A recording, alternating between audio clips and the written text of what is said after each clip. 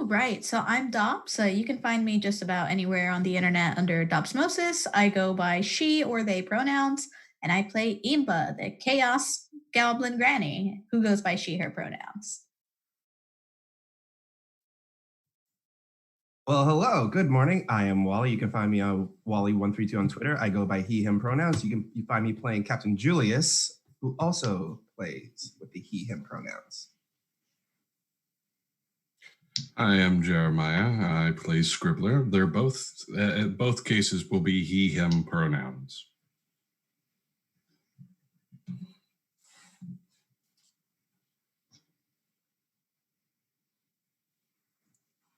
Can find out.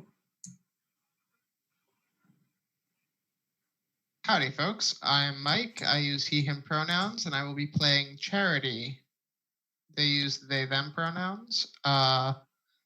They're a hexblade, warlock, and bard extraordinaire who just winds up in the best situations. I'm currently married, so that's fun. Because that happens. Because that happens. Hi, I'm Alex. I go by she, her pronouns. You can find me on Twitter at AlexCatu, and I play Evie, also she, her pronouns, the half-orc fighter, who is maybe not the wisest individual in the group, but she's always there to punch things. She's a hugger, though. She's a hugger. It gives good hugs. Gives good hugs.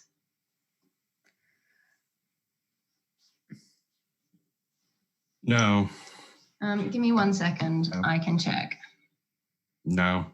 No. Everybody else seems to be coming through.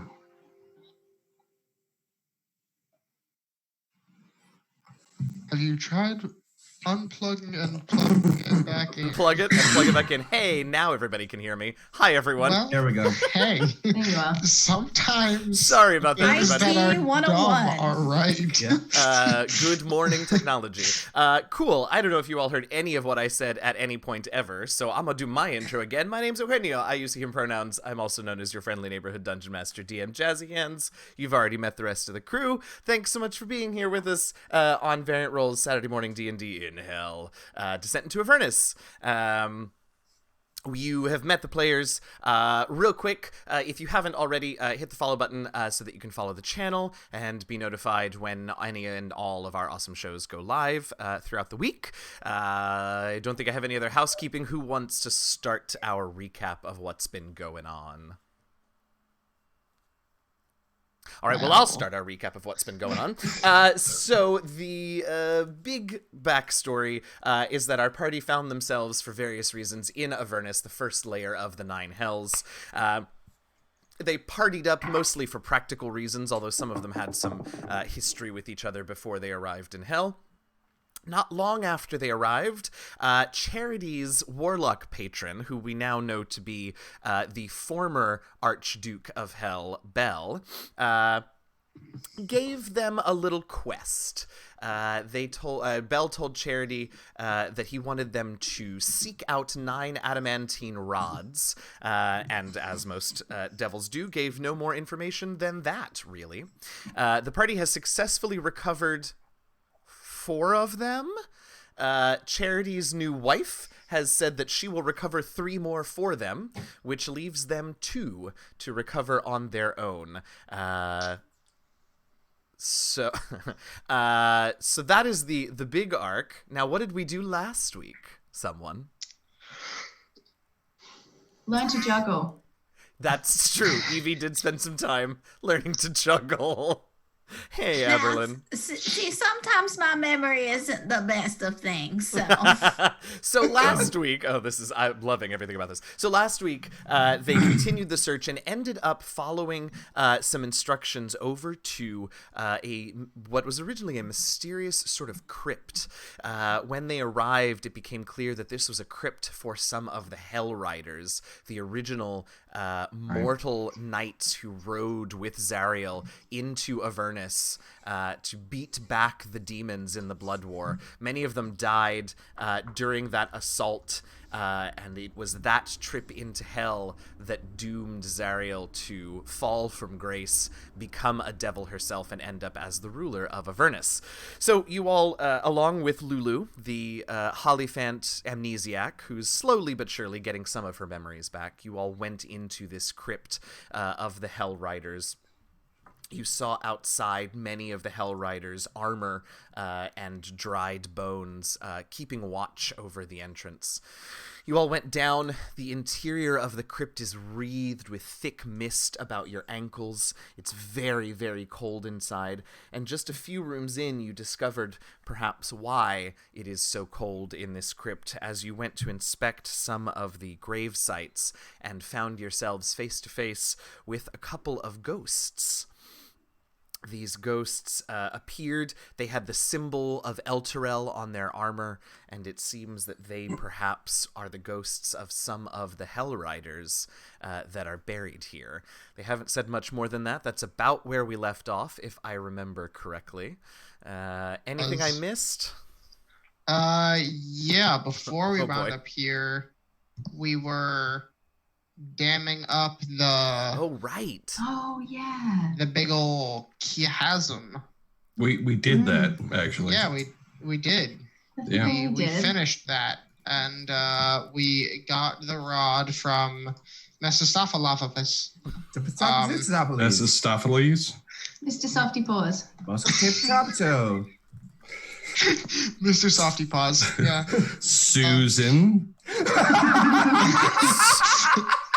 Susan. We have acquired it from Susan.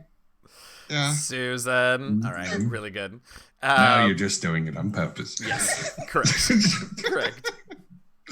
Anything else that we should remind our viewers of before we? This is good. It's going well. Starting strong. Yeah, we haven't found our dear old messed up devil friend who got taken from us with our war machine. We still don't know where our car is. Yeah. No, I have a good idea as to where our God damn car would have wound up. It's in the direction of Mad Maggie's, as to where I sent the creature that attacked me, Yes. which seems to just be a trend. Dramatically leap off moving vehicles if we don't have a moving vehicle. Exactly. This is a barrier. Them's the rules. I mean, You're we correct. Barrier to me living my best life. I don't. Definitely. There are only so many chandeliers in Avernus. Yeah. And You did find We- one of them, though. found I one did of find them. one of Yeah, them. exactly. To be But fair, it was technically an Elturel. Was Yeah. it an inversion? Yeah. They don't need chandeliers in hell. Oh, there aren't Yet any another in the reason. crypt. Yet another reason why we need to leave. Yes. We need to see more chandeliers. All right. Other than that, I think we're set as Excellent. to backstory. Well, then here we are. We begin where we left off. You all have found your way into an area of the crypt where there are two iron burial urns in this area. And actually, I put the map up. Now, where is it? Aha, here it is. I was gonna say, I do remember that we paid homage to. Yes, that was how we found the ghosties. Yes. Was we paid homage to them in our own various ways. Indeed. See, all it takes is a little reminder, and it all comes back to me. That's right. That's right. It's been a long week. Let me tell you. Maybe. So here you are, the two funerary urns in front of you. Two ghosts have appeared near them, and currently they are just standing quietly, maybe somewhat sadly, looking in your direction. Haven't said anything so far. Also haven't made any aggressive moves. As a note, when they appeared, definitely Shaggy jumping into Scooby-Doo's arms. Zoinks. Wait, so Yeah. who jumped into who? Oh, Yeah, because that's the question. Would it either be Directly into Evie's arms. Obviously. There's never a question about that. obviously. and Julius leapt into Scribbler's arms? Oh, how'd that go? How'd that go? Poorly. Yeah. The ghosts shook their heads and were like, nah, these aren't the guys to help us. And disappeared. No, they're still there. Just looking upon you quietly, solemnly, somewhat sadly. So, We could try communicating with them. Hello? Do you speak ghost? Is there a language that ghosts speak that you want us to They speak? speak Common. the language of their living times. They both Can nod. you understand us? They orient on Scribbler and say, what you speak is true. Your friend should know that there's no need to yell, though we are in fact dead. We are not in fact. Hard Deaf. of hearing. Oh, okay. I apologize.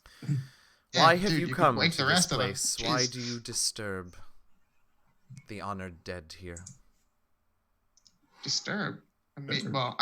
Now we are. Yes, I Oh. completely agree with you. But before we were paying homage to you.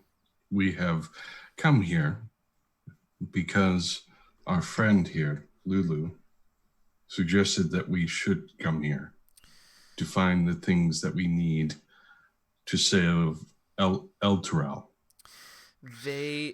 Lulu had sort of not hidden, but like flown back behind you all, so she wasn't immediately visible. She was startled, just like Charity and Captain Julius. But as you mention her name, Scribbler, she sort of pokes her head out around and comes out, and both of the ghosts' eyes get really wide. And then when you say save Elturel, you have both of their immediate attentions clearly, and one of them sort of makes a move in Lulu's direction, sort of holds out a hand to her. Excuse me, and she flies a little closer, and you just see a wistful smile sort of appear on the ghost's face. The other one looks a little more serious though, and asks you, "What do you mean, save Elturel? What has happened to Elturel?" It is being drawn into Avernus. Drawn into Avernus, but how?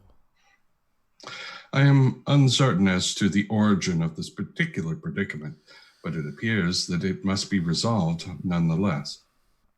it's falling into the river.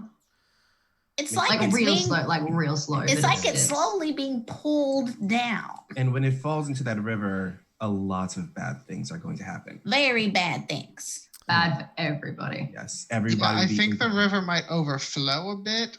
Oh, I didn't think. Must be Zariel's work. There is no other powerful enough here to achieve this, but why? Shits and gigs. I don't know. They were bored, I suppose. I mean, Knowing Zariel as we do, she does nothing without For- purpose.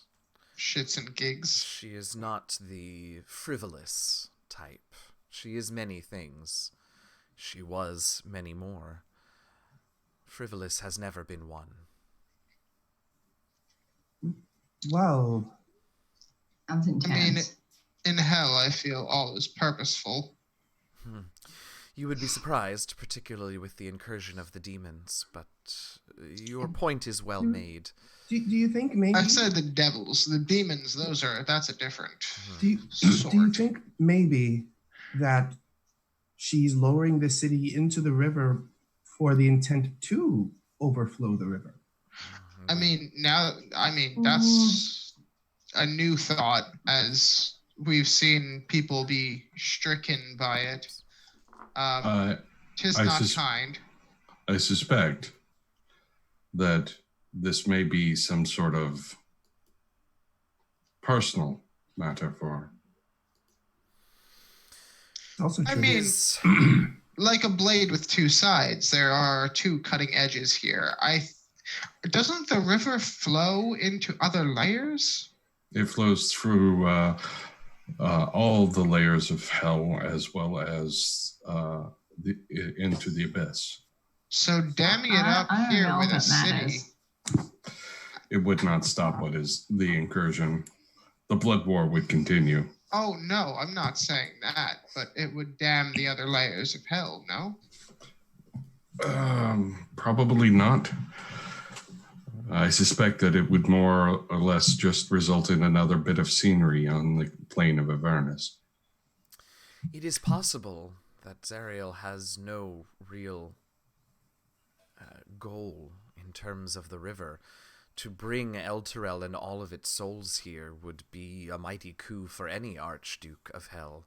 Yeah, that's fair. Many That's a lot of souls in one's command, and Zariel is, if nothing else, a brilliant commander we should know, having fought and died alongside her. Well, fair. yes, fair. Well, what can we do then to stop it from continuous falling then? We could not say. We are cursed to remain here. Our information of the rest of Avernus comes either through those who come to honor the dead here, or from what we can glimpse by peering through the entrance to our catacombs. We yearn for release, but the oath that we swore to Zariel so long ago binds us to her service, binds us here to this place. Though, if it is your goal to thwart Zariel's plans with Elturel, perhaps you, in doing so, may find a way to release us as well. I think it's only fair. We sure hope. But It's going to be a bit of a bummer otherwise. Yeah, this is very true. We caution you. She has a way of turning souls, even unwilling ones, to her service. Beware, should you ever confront her directly. One of her most powerful generals, Olanthius, after her fall from grace, killed himself rather than embrace the tyranny that Zariel had come to represent, and she, in turn, raised him as a death knight to ensure his loyalty. There is no escaping Rude. her. Do you think that thing we saw in the city was related to that? what? Well, we saw that big guy on. They saw that. Yes. No, that was a specific kind of devil. Oh. It is Still, regardless. It is Y'all unlikely saw that what? Oh, we saw some armored fellow On in a this big city. fiery flaming. Yeah, big fiery flaming armored fellow. We ran away. We did not want to fight. We ran away. Yeah. We did. Yeah, we did. We sure did. Yeah. It's unlikely that Olanthius would have been on Elturel. Not impossible, but unlikely. He generally is sent on more specific missions for Zariel, and if indeed she did bring our city here for the souls, she has, for all intents and purposes, already won them.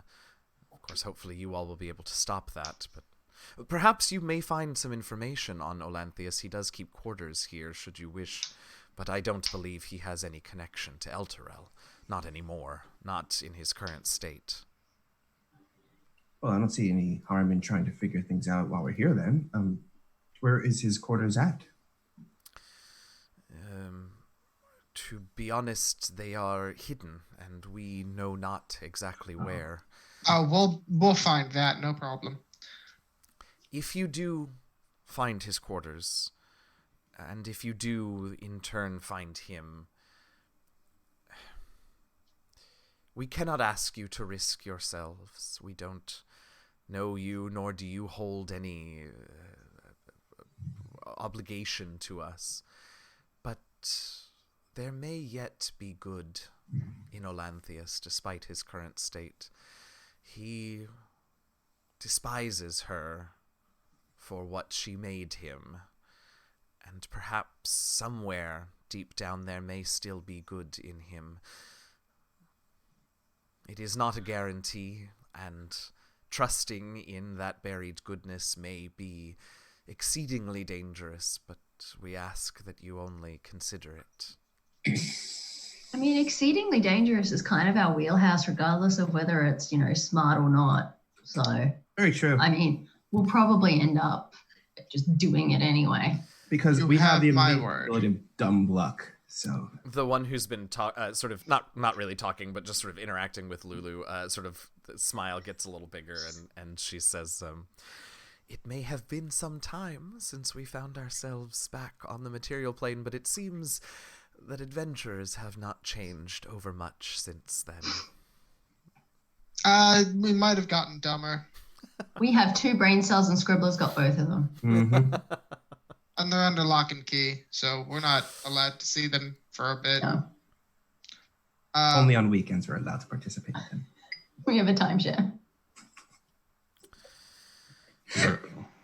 Your propensity for overstatement and prevarication seems undiminished. I have no idea what he said, but I think he agreed with us. I think so too. Sirs, and I look over at the knights. You have my word to try and free him from Zariel's grasp. You would do him a great honor, and us a great deed. If you are able to loose us from the curse that binds us here, we will leave and be of no assistance to you, but Olanthius is a different matter. With his physical corporeal body, if you are able to find evidence of his humanity and remind him of it, he may be of some help to you, should you decide to take on Zariel to free Elturel from its current state.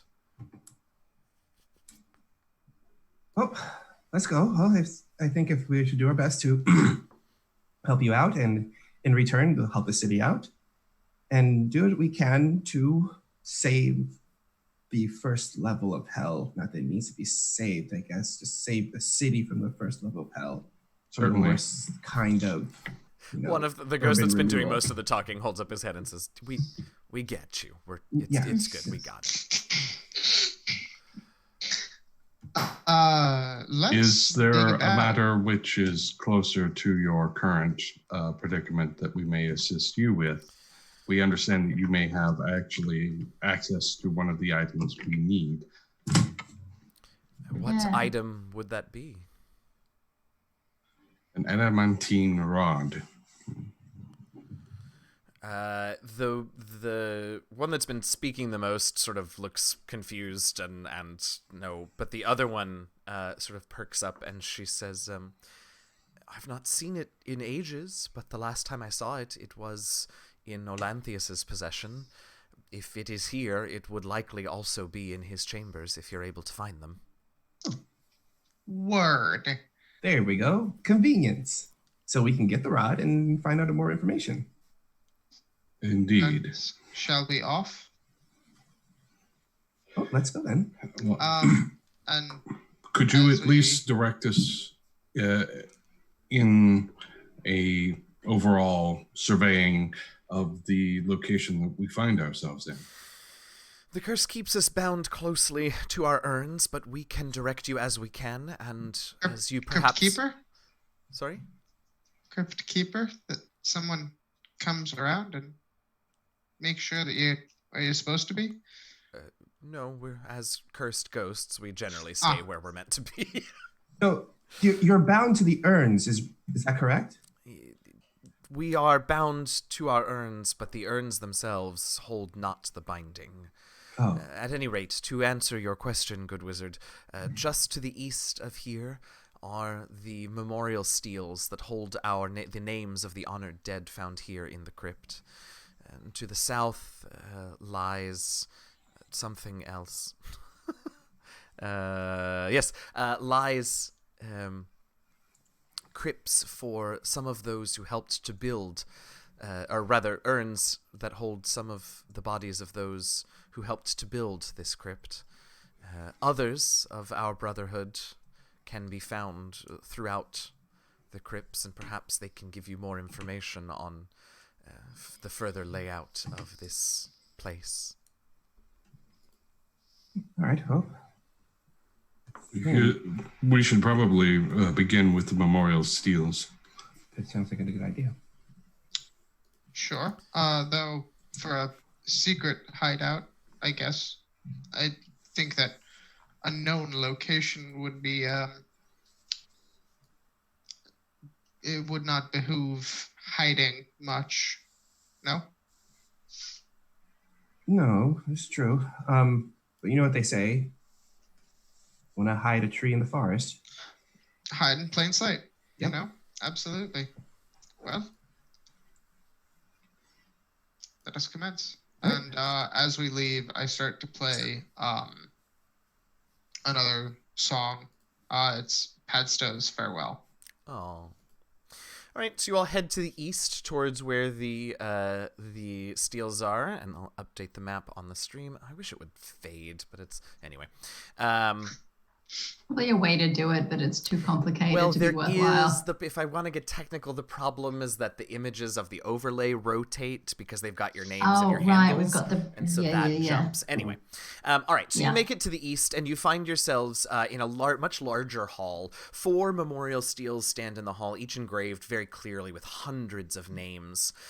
There's a legend etched at the top of each steel that reads in common, "Here lie the fallen. May their souls echo here until the end of time." Adorning the wall across from the steels, which is the wall sort of as you enter just behind you, there's a carved relief showing a solemn blindfolded angel, an image you've seen before, on the back of a mammoth with feathered wings.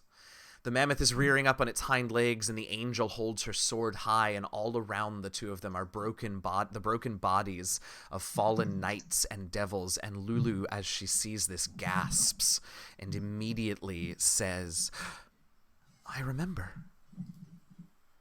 I was... that's me. I used to... I could become that.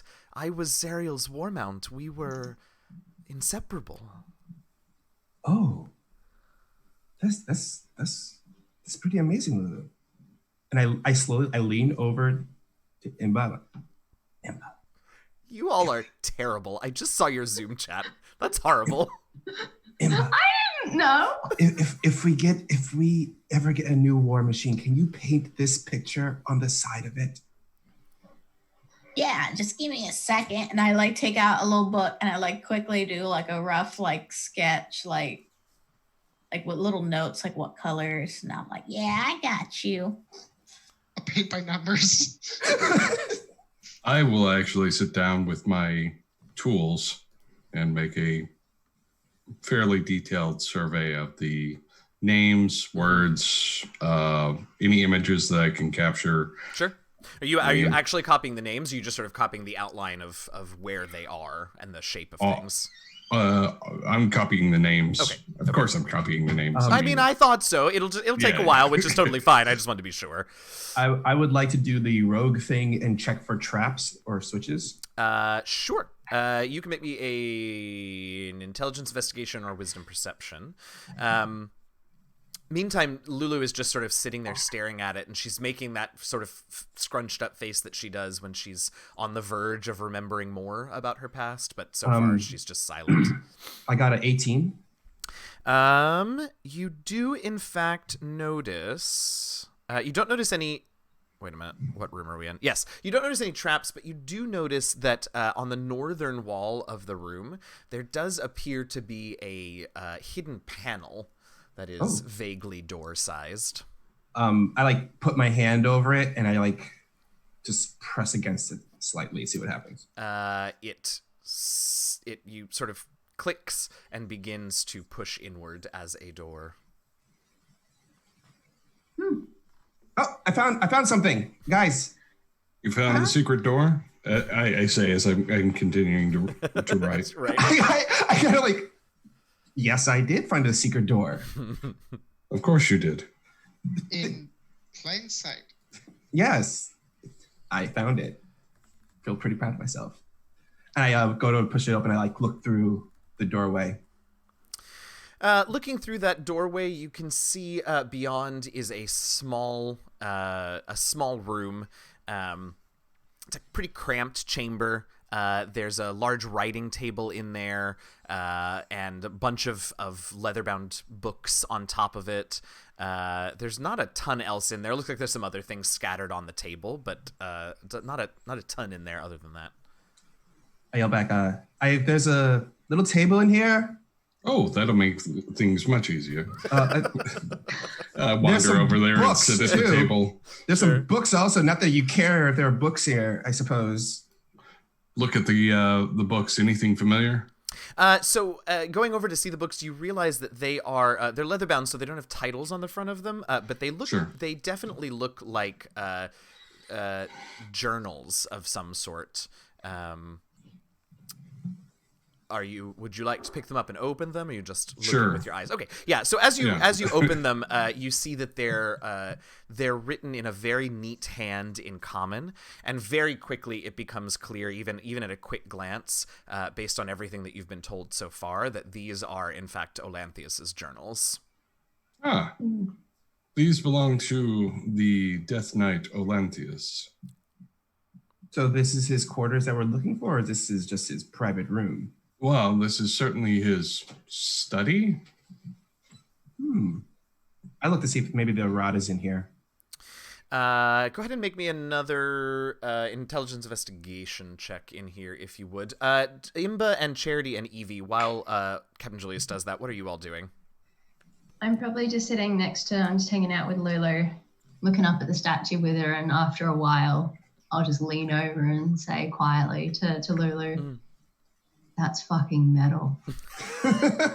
And she turns to you and she goes, "Yeah, I was fucking metal."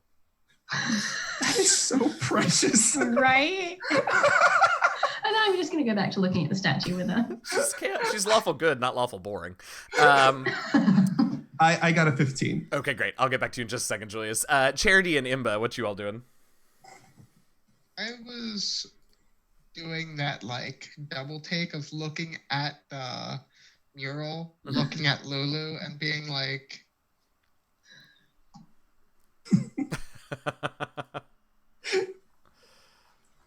"Can you do that?"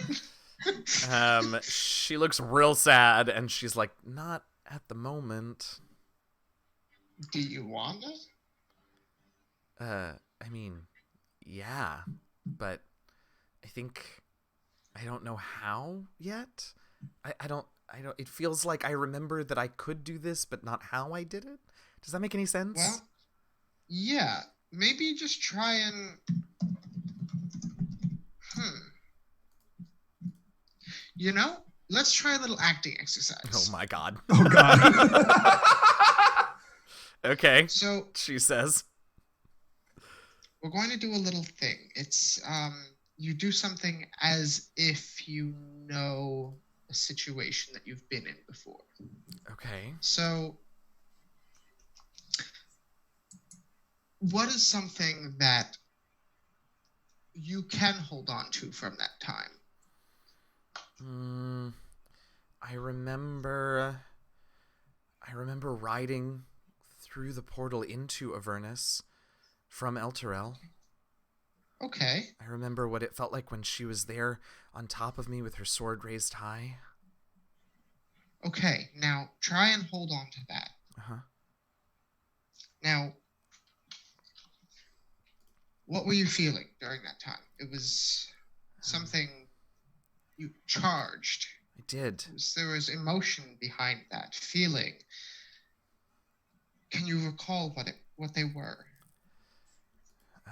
I was scared, but there was a lot of adrenaline, so I was excited, and she sort of stops for a minute, and then she sort of goes, oh, I wasn't scared of what was going to happen. I think I was scared of Zariel. I pushed it down because we had a mission, but I was afraid of her zealousness, her single-mindedness about fighting the demons. I was afraid that it might, well, do what it did, I guess.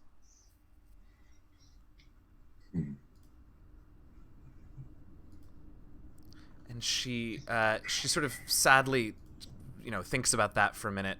And where in the hell? Here we go. And let me have a quick look at something. Nope, you're all good there. Okay. She sort of closes her eyes, and she is clearly focusing super hard on that. And she, her tusk begins to sort of glow. Or not her tusk, sorry, her trunk begins to glow ever so slightly. And sort of the gold of her fur begins to sort of shine with a slightly more metallic, almost sort of sparkly, hey, thanks for whatever that was. Hey, thanks for the sub, Basics of the Game. We appreciate it. I missed the... You're welcome. I didn't do the thing. Welcome. Thanks for the subscription, and thanks for joining us. That's me. Oh, yay. Thanks. Thanks for joining us. Hooray. The trunk begins to glow and sparkle and shine, and almost sort of its own volition, it seems. It sort of reaches out and lays itself on your shoulder, Charity. And as it does, you feel this sort of, this warmth, I suppose, sort of suffuse you, and you can see, just for a brief moment, this sort of golden light surrounds you, and then you can't see the light anymore, but you can still feel that whatever it was is there, and Lulu sort of opens her eyes and says, well, that wasn't what I expected, but that's a start. And she looks at you, and she just smiles real big, and her tail and her wings are sort of vibrating because she's excited. And she says, "I was more than Zariel's mount. I was her protector. I did that to her. I have magic, Charity. I can do magic." Yeah, honey, you're celestial. Well, yeah, but maybe you're born with it. Maybe it's that you're freaking cool. Well, I did for you what I tried to do for Zariel, so you've got a little while that bad things can't touch you. I try to poke myself. You are able to poke yourself. Mechanically, you are under the effect of a protection from good and evil spell. Hell yeah. Oh no!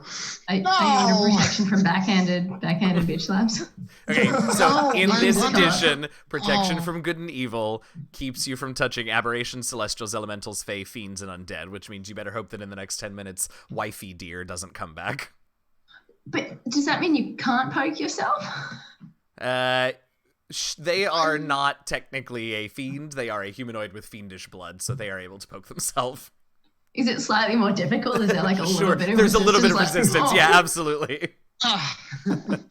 There's a line of conversation here we should not go down. Yep.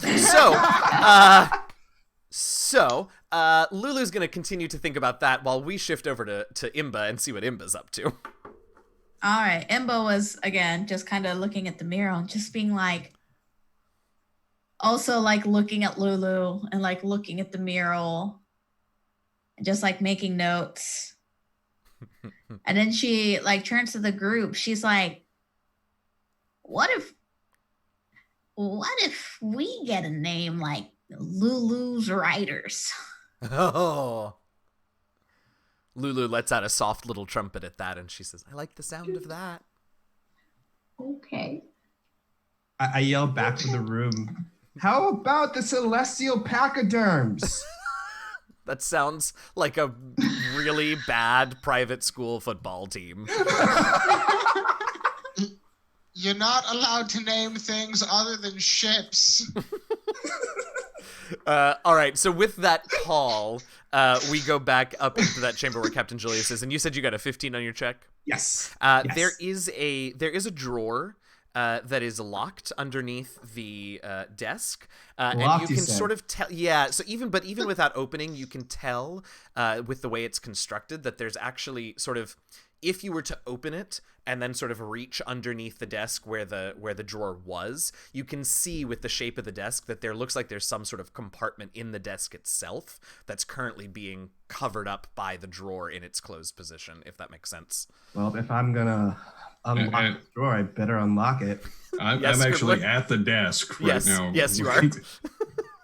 So Okay. Captain Julius has just been sort of all around you looking. It's I like kind of like reach. I'm like, Scribbler, can you just Scribbler, can you just? What? I just need to. If you could just move this way, I could unlock the drawer for you. It's obvious there's something here that we is being kept away for a reason. Have you checked it for traps? Oh, that's what I was going to do. You should probably do that before you unlock it. Oh, yeah, you unlock it. Of course, Scribbler. Yeah, I check for traps. okay. One more intelligence investigation check. Oh, 13. No traps that you were able to discern. Okay. Give a little tug. I'm like, all right. Doesn't seem like it's trapped or anything. Take a I dexterity. will grab the journals and step to the Sure. side. Okay. And you can make a dexterity thieves tools check to open it, Julius. In the meantime, Scribbler, are you okay? So you got a little ways through the copying of the names and such, and now you have these Right. books to read. What are you doing at the moment? Which are you focusing on? Standing there reading the journals while he works. Excellent. So I have a question. I probably, but not necessarily, have an answer. Oh, jeez. What's your question, Nimba? A thieves tool check. Is that an ability check? It is. It's a dexterity thieves tool, so it is. Okay. Would you like to do Julius? something? Would you like to do something with my glove of thievery that I also have? Let her do it. I will use Flash of Genius. Yes, Add I love that.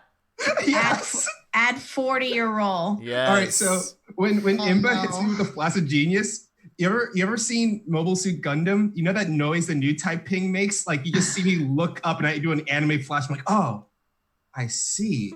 And as I recall, because this is the slightly updated new artificer from the Eberron Rising from the Last War book, and I love this thing. But as I recall, it's not actually a magical thing, right? Like you walk over and you're like, put the tool there instead. Yeah. It's Like you just have like a flash of like mundane insight into the task that you're doing, that this other person is doing. So I'm adding 4 to whatever I get plus Correct. my skill check. Okay. Correct. So that's a Oh, plus this is gonna be 17. Disgust. Oh, plus 17. Out of this road. What'd you get? 34. You just stare real hard at the lock, and it's just like, nope, I'm good, and unlocks. Yeah, all right. So you have absolutely no problem undoing the lock of this drawer. If you pull the drawer out, there's some quills and some pots of ink in there, and some blank parchment, but there's nothing. I give the quills and ink to Scribbler. Sure. Excellent. It's about 10 pages of parchment, 2 small bottles of ink, and 2 quills. Anything unusual, or is it Yeah. particularly high quality? The parchment is heavy weight and nice quality, but other than that, there's nothing particularly notable about them. This is what Scribbler's quill looks like. Yes. Ooh, I Ooh. love that. I will say the parchment matches the pages of the journals that you've got.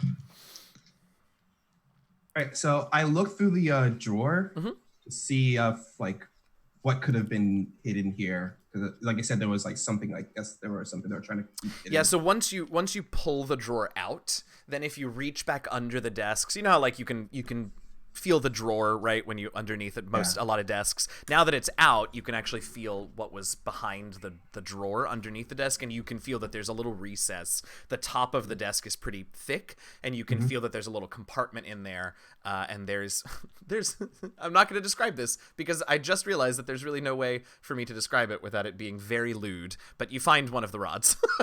So I reach over. I'm like, Scribbler, I feel something long and thick under God. here. I just think I need to give it a hard tug. If I give it a hard tug, I think I can pull it out. Stop giving the desk a reach around and just please get what we're going for. So I pull out the rod and I hold it up. Da da da da. Very good. All right. So you have the rod. Y'all. You have the rod. This one I think is. I believe this one has number 2 on it. I believe. Okay. Yeah, I was just about to ask the number on it. Yeah. So that means you all now have 2, 3, 9, and what's the other one you have? 7. And. Oh wait, no. Wait, what numbers? Maybe I'm looking at your wife's list. What numbers do you have? 4, 7, 1, 9. I think. Let me double check. No, that sounds right. I think I was looking at Layla's list. Notes. That's not in notes. That's in equipment, all the way at the bottom. 4, 1, 7, 9. Okay, yeah. High five me. I remember things. 1, 2, 3, 4, 5, 6, 7, 8. Oh, and this one has 2 on it. Okay, yeah. Yes. Yes. And I was 2. I was looking at Layla's list. 41792. Yeah. Okay. Yeah. So there that is. Otherwise, it's identical to all the others. I am just like strapped with rods at this point. Like a bandolier. Yes. Yeah. Yes. And the rod of the Pact Keeper is the one strewn directly across the chest. Scribbler. I didn't. Scribbler, there's about 8 of these journals, and you've dived into the first one of them, and it's compelling writing. So far, really, as far as you've gotten, is that clearly Olanthius sort of never recovered from Zariel's capitulation to Asmodeus and subsequent transformation into a devil from an angel. And what's pretty clear through the tone of his writing so far is that he largely blames himself for not sort of seeing the signs much earlier. That he keeps mentioning how obviously a problem her single-minded determination to slay demons at all costs was, and it's pretty obvious that he feels pretty guilty about the whole thing.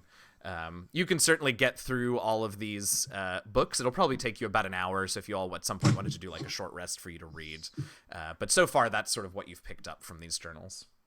I feel that the scholarship involved would be immense value to our further continuation and adventuring through this terrible place.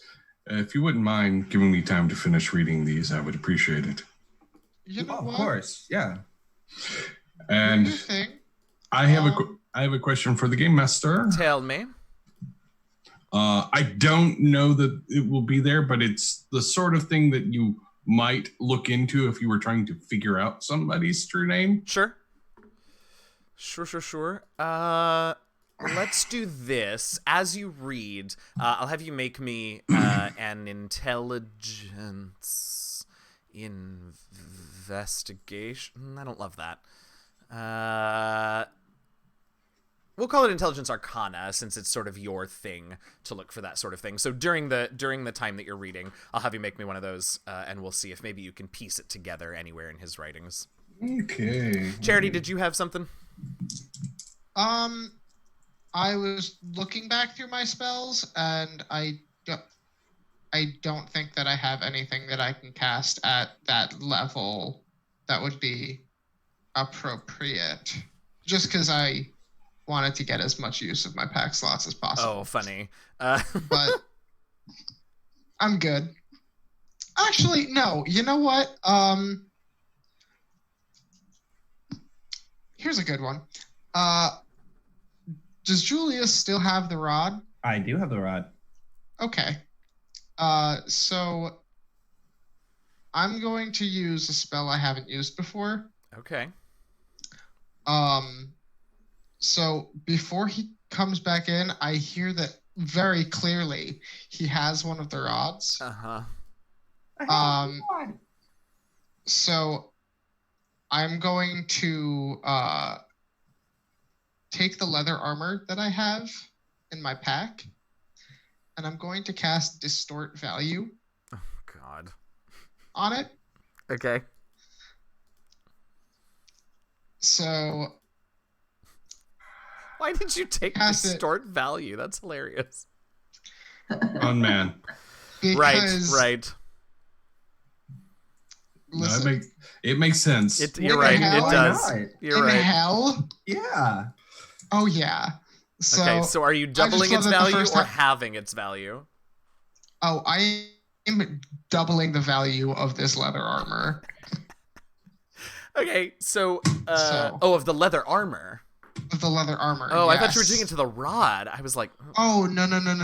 Okay. No. I'm just gonna be like, hey, buddy, I love you. Here, just here for you. What? Doubling the value of an adamantine rod would be just like, I'm going to buy your city now. right. It does feel like gilding the lily a little bit. Yeah. Exactly. Okay, yes. All right, got it. So You've Julius, been you such see this. Such an this- amazing help, and I really can't thank you enough. You Oh. see So, this beautifully this is- embroidered and inlaid with gold, with little like cloth of gold or gold thread set of leather armor that you've never seen before. That Charity apparently has. I've been keeping this in my pack as to not sully it in hell, but I wanted to try and give you something for your troubles when you Oh. came back. Well, I'm having thank the you. wildest deja vu right now. Hmm. Keep Well, going. thank It's fine. I'll be fine. Thank you. Thank you, Charity. Here's the adamantine rod. I give Charity the adamantine rod that I Thank found. you. I Put take that in the pack. the leather armor, and I put it on like snug. Do some squats for mobility. By the way, Take you a few Eugenio, minutes. Yes. I got a 24. Got it. Okay, great. Of course you did.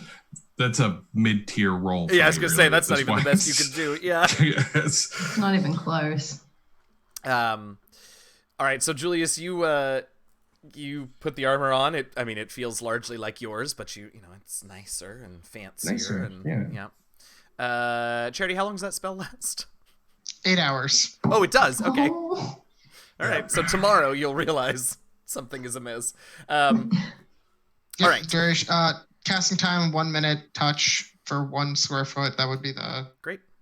No, it's the You know, thought like- that counts. Every morning now, you can just walk past him and like slap him on the shoulder and be like, "Hey, buddy, recast." Anything can else that keep this going. any of you all need to do during the next, or would like to do, or spend the next hour or so doing Oh, while I didn't realize that. So it is 1 square foot of like the maximum size of the object is 1 square foot. But because it's a 3rd level spell slot, because it's one of my pack spells, Oh boy. Oh, that's 3 feet worth of That's probably good. 3 'cause, like, square that- feet worth yeah. of material. That's good because otherwise it was going to be a patch of that armor when unfurled. Yeah, no, So 3 square feet Great. of material. great. That actually wouldn't cover a full suit of armor for a normal sized I person. think It'd be like the, What's it chest with plate. leather. Chest, it's like leather breastplate and stuff like that. I also Yeah, think you like fold it up maybe, into 3 square feet's a lot of space. Yeah. maybe there's a little part of it sort of on the back at the On the bottom back. that like wasn't but like Julius is so excited about it so far he has not noticed the piece of It's it at where the the back. embroidery isn't. Right, Yeah, right. I haven't noticed that one part yet. I'm too enamored by how the embroidery has matched my eyes perfectly. Right. Okay, so anything else during this 1 hour reading break that Scribbler's going to take? Gonna work on my juggling. Okay, great. All right, so if any of you need to I'm gonna talk to Lulu. Okay, yeah, Lulu will chat with you. So I'm just like, She definitely sort of wants to just like small talk or talk about you. She's a little hesitant. tired. No, just like tired and like a little sad. Like it's kind of draining to work that hard on remembering things that she knows she should remember and can't. Yeah, So No, I know, and it's like post that decompression. totally, That totally yeah. great.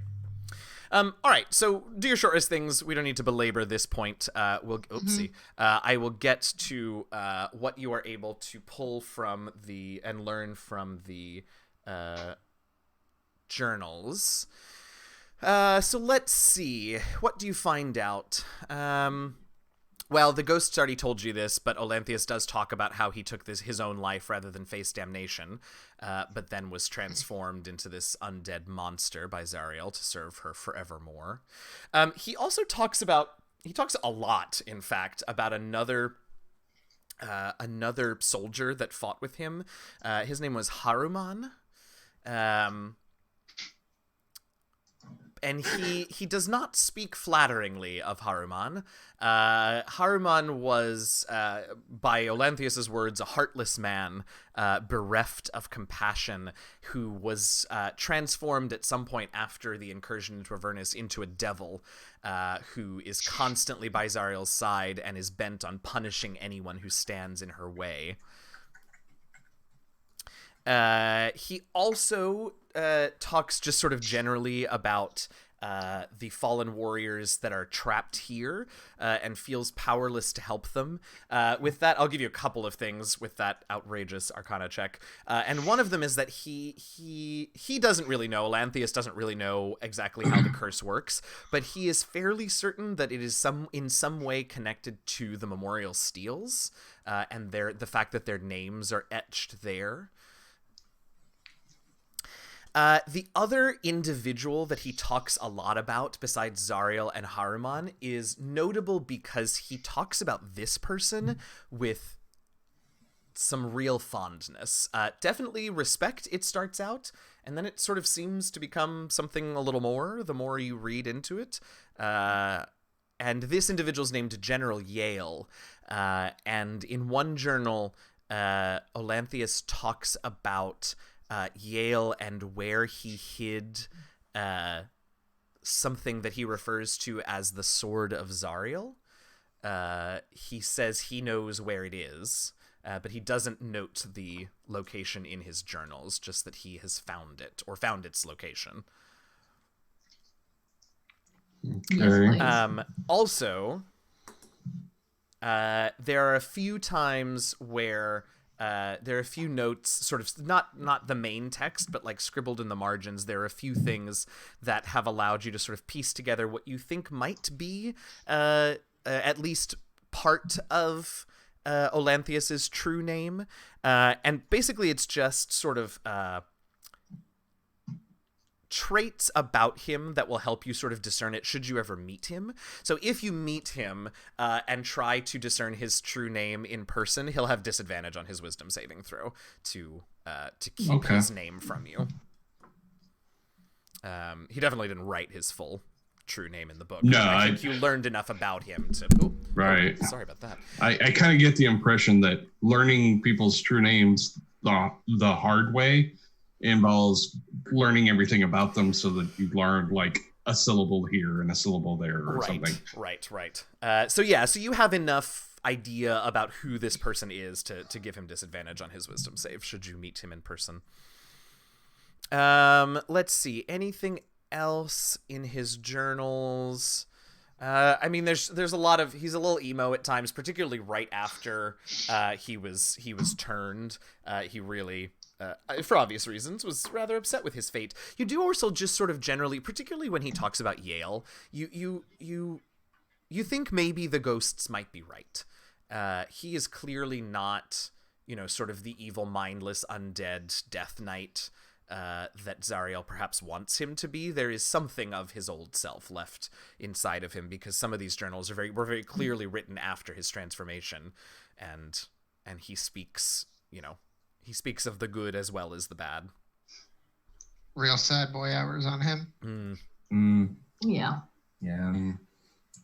Okay. Yeah. Respect. Right. Yeah. So there you go.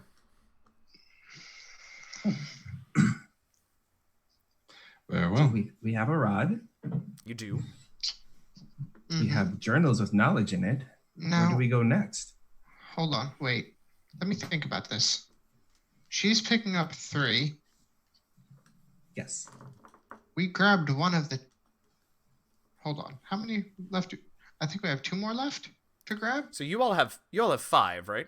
We have 5 in our possession. Yeah, she's getting 5 now. 3. One more, isn't it? Just One need more. one more. Just one. Ooh. Well, where do we think the last one is at? I don't know. Maybe Uh, the last didn't we one get a- is the didn't we one get a- inside of us, and I tap Charity on the. The real adamantine rods are the friends we made along the way. I hugged him because he got it. That was way better phrasing than I had in my head for this little moment, so thank you. I just grit my teeth and I yeah, just but I want my treasure. I turn over to Evie and I'm like, you were saying? Did we have another place? I think that did we not get like a tip off from somebody? We did get a and tip we that, approached it Yeah. and we were like, fuck this. Oh wait, where the turtle is at? right, Oh, tower. Ooh. You all better hope beyond hope that Layla went to that one. Oh, that was boy. one of the ones she ticked off of her list. Oh, I don't boy. think it was. Oh no. I think I remember. The place we So know. I remember yeah. the deal that we made. She said that she was picking up 3. Yeah. I know that one of them was absolutely going to be the one at the Wandering Emporium. Mm. And she said that she wasn't going to wind up getting struck into another deal over there. The other one that she said that she was picking up was. She wanted us to grab the one with Mephistopheles because she doesn't deal well with him. Mm-hmm. I don't think she told you where the other 2 were, because I Yeah. think that was part of the deal, was that she didn't want to tell you because she wanted to be useful. Yeah. But that now leaves us with the conundrum that we don't know if we should go after this one. We may It's the have to only go one there. we know where it We is. might, because, hey, if we beat her to the punch, I mean, good for you, right? Yeah. but Very here's the thing about that scary turtle dude. And he clearly won't talk to us unless we got something. Do we have anything? You have some fancy armor. No, we have a whole fuck ton of nothing. Well, let's get out. It let's is get our car possible that back. we. Hey, our car. You think our Oh. car is going to entice the man with dragons flying above his head? Scribbler, Maybe. did you have something? Uh-oh. It's possible, and I am loath to discuss such a possibility, as it goes against my general philosophy of existence. But sometimes, as the Boros would say, you just have to fight. Gasp. What? Hold on. Now, hold on. Good You good call it the sir. Boros? Wait. Wait. What did you just say, Imba? I want to be sure I heard you correctly. Do you quoted the Boros? Cool. What did it sound like I said? I'm sorry, I don't know why that tickled me so much, but it really did. Because we all picked up on completely different things Yeah. in that one statement yeah. where we're like, oh, fighting. Imba's like, the Boros. Oh, so good. Oh, So good. I mean, Well, at any rate, you are still currently in the crypts, so these are all important things to discuss, but Yeah. what are we doing Yeah. in this moment? Actually, we're in the room with the steels, I think. I believe so, yeah. Having read the journals now and gotten that bit of insight that he provided, I inspect the steels to see if they have any inherent magical, arcane, or otherwise script, Sure. enchantments, Sure. things like that. Are we examining them with an intelligence arcana check or with a detect magic? Let's go with let's start with detect magic, Okay, sure. and then if I need to, I can explore deeper with with my arcana. Absolutely. So detect magic, that happens. You're welcome to do it as a ritual sort of towards the end of your rest. We can sort of just all roll it into one. That's fine. Sure. And as soon as the spell is complete, it is an almost overwhelmingly strong aura of necromancy emanating from not from the stones themselves, but from the names that are engraved upon the stones. Okay. Well, what kind of magic? Necromancy. Necromancy? Indeed. Yeah, that's to be expected. Based off of what I'm seeing with the enchantments, with my detect magic, I would now like to do an arcana check to see if I can figure out what would be involved in perhaps breaking it and releasing them, or if that would harm them. Yeah. Right, sure. Yes, absolutely. And here we go. Oh boy. Oh yeah. So 29? So there is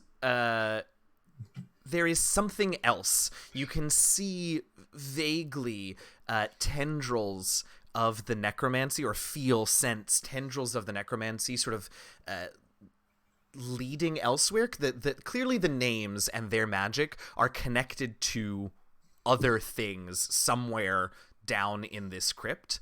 And it almost feels as if the magic of the names is being largely, not entirely, but largely powered by whatever else is emanating this necromancy in this crypt.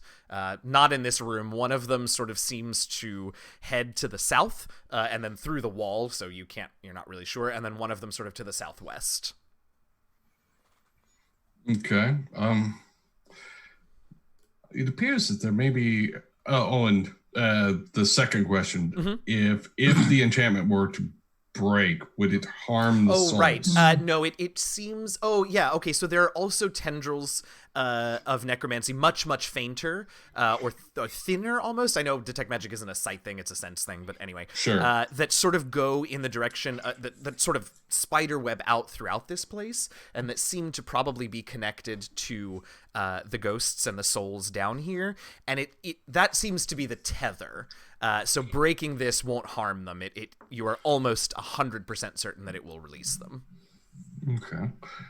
Before we leave, we should probably assist these souls that are bound here. I think I can find the source of their binding.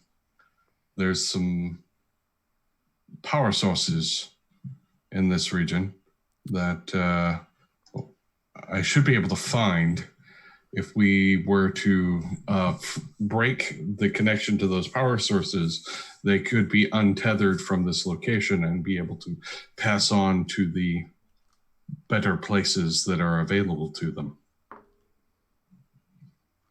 So we can help them get rest, is what you're saying. I'll also say, Scribbler, with that 29, that at the moment, you don't want to touch the steels because there's a whole separate thread of necromantic magic sort of swirling around the steels themselves that looks like some sort of a protective barrier. And you only notice it because, as you look more closely, because it is obviously a separate sort of weave than the binding curse. Yeah. And also, don't touch the metal plates. I realize that maybe I said that with the subconscious goal of getting Julius to touch it, but anyway. He was slowly about to reach out to it, and then Scribbler says that and just drops his hand. It's actually, I don't know if they are metal or not. They're steels, but I don't know if they're on clay or bronze or what. It looks like it's not obsidian, but it's a sort of dark stone of some sort, probably Avernian sourced. Yes, do not touch the stones. Verity's tongue retracts back into their mouth. What Do not about lick the look very, stones. very closely? You know, I got these goggles. Looking at them shouldn't cause you any harm. I've been doing it for a while, but touching them probably will be unpleasant. What if we touch them indirectly, as in we took a stick? Maybe we and don't experiment with this particular. But how do you learn? Experiments how you gain knowledge. When she says that, Jace goes like, "Oh." Simple. There are some things that you do the equation of cost and benefit. Will this experiment give me any benefit, and will it be worth the cost?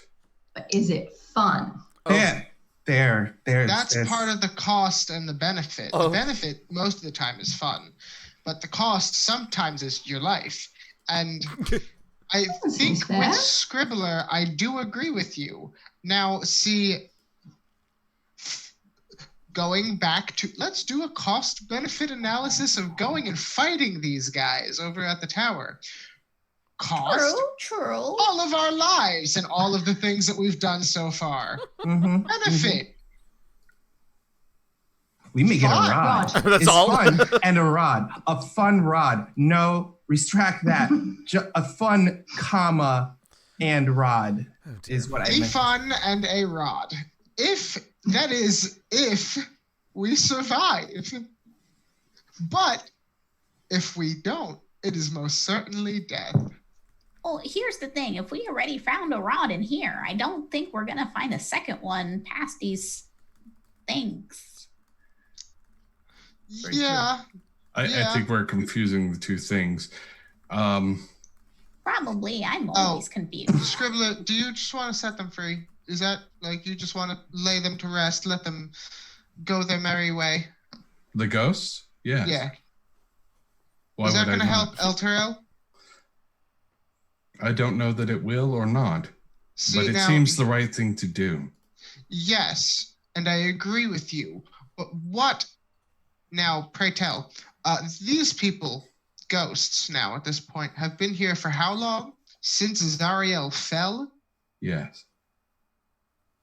I don't think that they're going to be upset if it takes us a bit longer to set them free as opposed to the sinking city that is crawling closer to the water every minute that we spend. It should not take us an overabundance of time. And honestly, it is possible that we will find ourselves in a situation where we will not be able to come back. And I would like to do what good we can while we're here. Lulu sort of flies up. Lulu sort of flies up and says, if it's all the same, I agree with Scribbler. These people were my compatriots, and I'd like to help them. If Lulu wants to help free these souls, I think we should do that. Lulu holds such power over you all, and it makes me a little wary of ever using her, so I try real hard to make sure that anything she ever says is very much her in character and not me trying to get y'all to do something. Because we're all just like, yes, Lulu. Yeah, exactly. I could be like, well, you should probably jump in the river Styx and see what happens. Like, that's not... No. Sounds perfectly reasonable. Right, so I try real hard to use Lulu sparingly and only have her speak when she would absolutely speak up on her own. I mean, I'm also inclined to might as well do things while we're here. Especially if it doesn't take that long. If we determine that the amount of time that would be involved could be measured in months or years, obviously we may want to reevaluate. But let's go investigate the actual source of power first. Sure. And plus, who knows? Layla's got to do her job, so. Yeah. And also, who knows? It may help us out if we do this. Who knows what we can find? It may not be a rod, but it may be something cool. Yeah. Or we can simply do some good in the terrible world that is Avernus. Poor Scribbler. And it could be fun. Just screaming into the void. Bless him. All right. So what would you all like to do at this moment then? Let's have some fun And follow and beat the... this shit. Yes. I wanna. Have some fun. Try not to die. Absolutely. So let's go find the sources of enchantment that I detected. Okay. Sure. So Julius did a pretty solid sweep of the room when you all first came in, and it doesn't look like there are any other hidden doors in the room, so you're going to have to find a way around to the south and the southwest. So you all head back to the room with where the first two ghosts that you met, and they're still standing there, just sort of, standing solemnly by their urns. You can head back to the west. I think I updated the map on the stream if you can see it, but you can head off to the west, which is where you came from towards the entrance, or you can go to the south, which you have not yet explored. New place. South. The detection I had was south and southwest. Correct. So. All right. I guess So that's you south, head yeah. down south down this hallway, and as you go down the hallway, every 5 or 10 feet or so, there are alcoves, recesses in the walls to your left and right, and each of them hold iron burial caskets, slightly different from the urns that you saw in the previous room, just different shapes, but also each casket has a single, perfectly healthy red rose resting on its lid. That's some eldritch bullshit. That is some... I think Eden Now, said what I wanted to say. First of there. all, where have we ever seen a living plant down here? Maybe this is in the probably- Wandering Emporium. Well, we saw those weird... And that wasn't trees. here. That was What about there. Whatever the Trees, Wandering though, we Emporium saw. is. What about those weird trees we saw? I looked at Julius very inquisitively, and I just the trees with the giant sack things hanging from them. Yes, those are plants, so I mean... Those were not what you think they were. You mean... Oh... So, Okay. Yeah. out of curiosity, do I think that those roses would be somehow tied to what the enchantment I'm looking for? No. Oh, No. okay. And I'll say, Detect Magic is 10 minutes, right? It's Detect up magic? for- Yeah, I think Detect Magic is up for 10 minutes. I think that's I right. think Yeah, Yeah. I think it's gone 2%. Make sure it's 1. Yeah. It's 10 and not 1. Okay, so you've still just the conversation in the room with the memorial steels went on for some time, but you've got a minute or two left on that, and you are definitely getting magic from these roses, but not the same magic as was affecting the steels. This looks like a strange, sort of unique combination of abjuration and necromancy. These are not the things we are looking for, but they are dangerous, perhaps. These are not. Anyway. And I'm just gonna summon the Pact Sword Okay. and just Sure. have that at the ready. Okay. Flip it in my hand and just grab the rod with the other one. Okay. And carrying on? Just gotta stay strapped. Let's Yep. Fair. Yeah. Yep. let us on, All right. friends. So onward you go. The corridor goes down for a little ways. It curves to your right as you go and eventually opens up onto another chamber. Excuse me. Oh, why didn't it switch? Switch for me. There we go. This chamber is sort of rectangular in shape, and in the southwestern corner of this room, there is a large, much larger than the ones that you saw that held the remains of the individual soldiers above. This is a large iron urn that's just heaped. It's open and heaped with human bones, squatting in that southwestern alcove. There's on the wall nearby, there's a carved relief that shows a column of mounted knights charging through a portal into a fiery hellscape. Oh. Nope. I do not like the looks of this at all. Nope.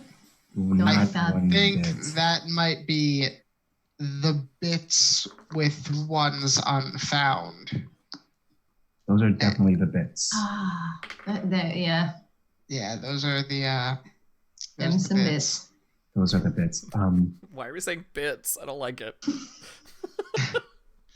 It's what remains of the I know.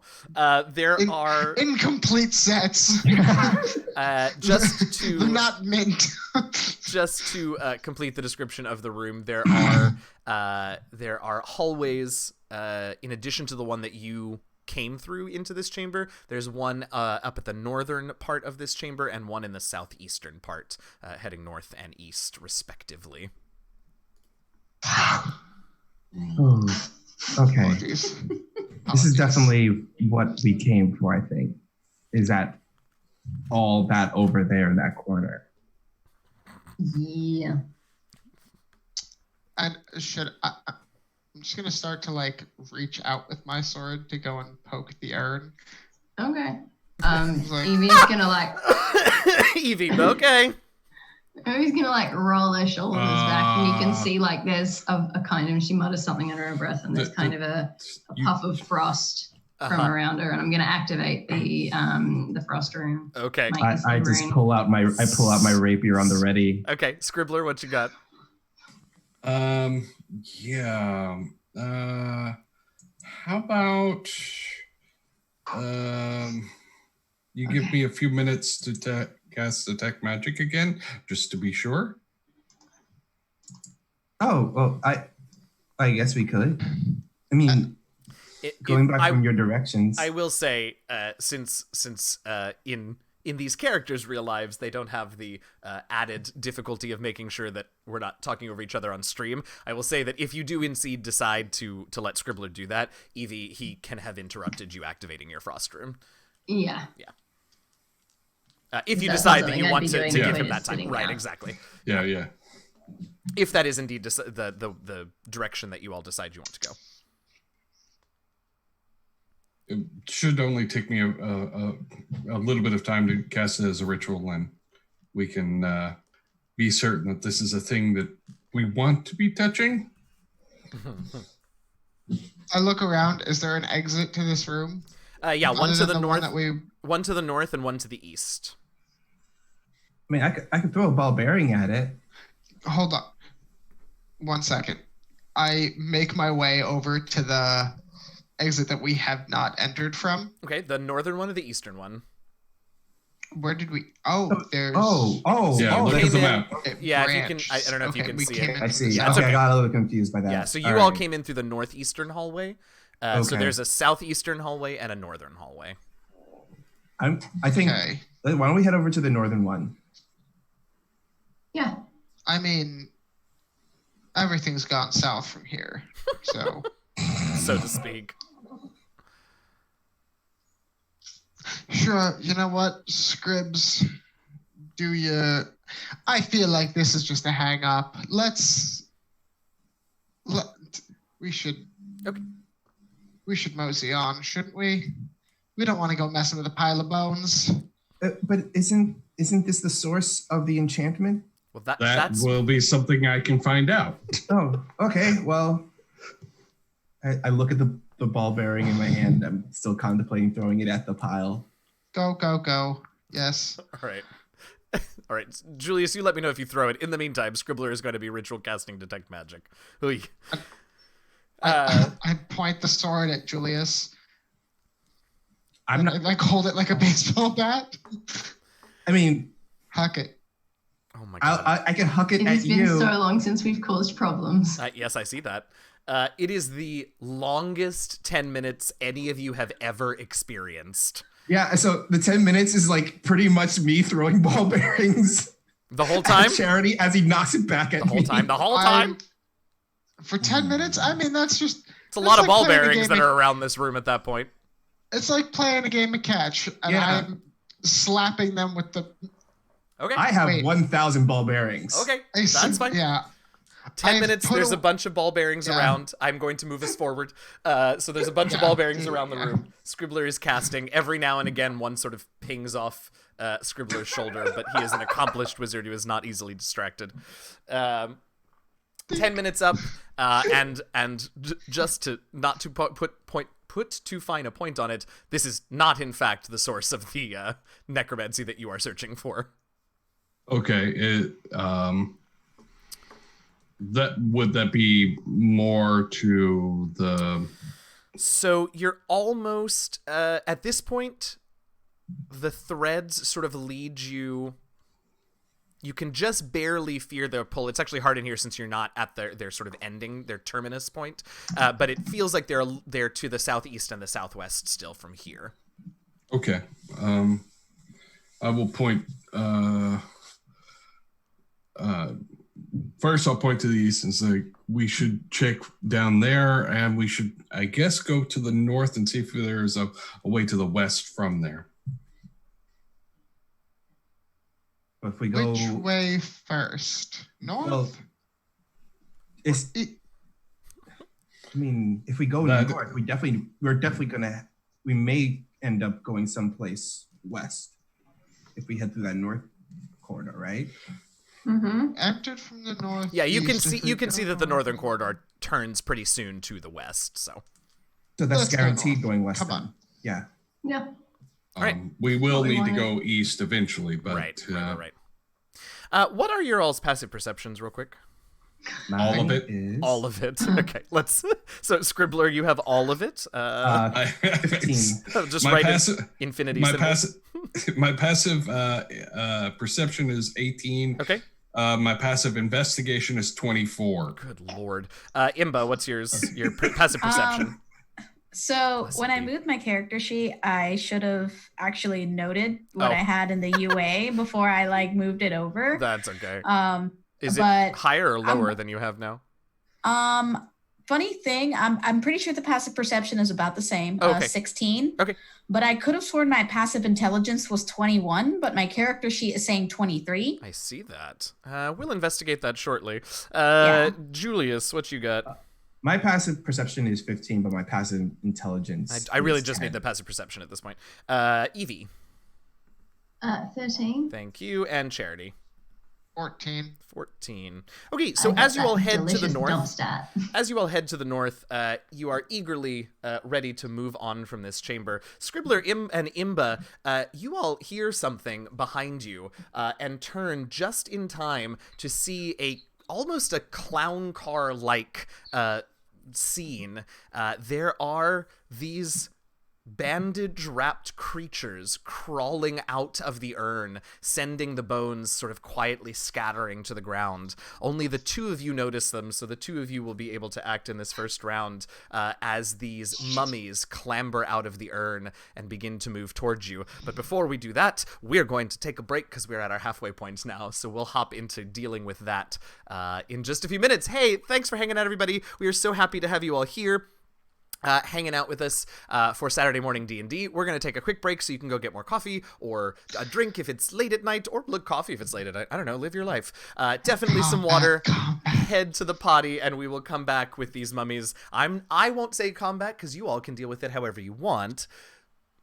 Yeah, let's chat up the zombies. Look, I don't know your life. We'll be back You're in the boss. about 10-ish minutes. See you all soon. Don't go anywhere. We'll be back shortly. Bye, everybody. Bye. Toodaloo.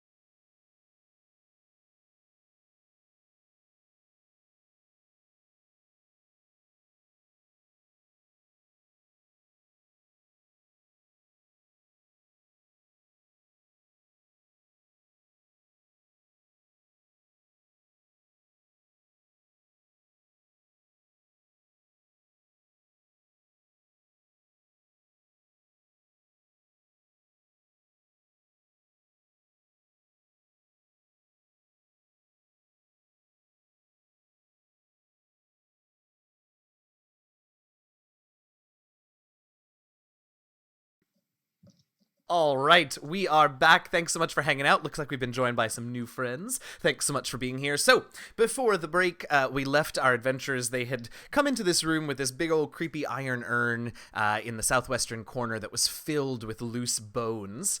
They determined that this was not the urn they were looking for, and decided to head out of the room in search of the necromantic focus that Scribbler has got a bead on. But as they were leaving, a few of our number heard something happening behind them, and a clown car style, a bunch of mummies have begun to crawl out of the urn behind them. So Scribbler and Imba heard it, and something, Evie's sort of spidey senses tingled, and as we realized, due to one of her runes, she cannot be surprised, so she also noticed that something was going on behind them. So only the three of them will be able to act in this round of combat, as Charity and Julius were both surprised by the mummies.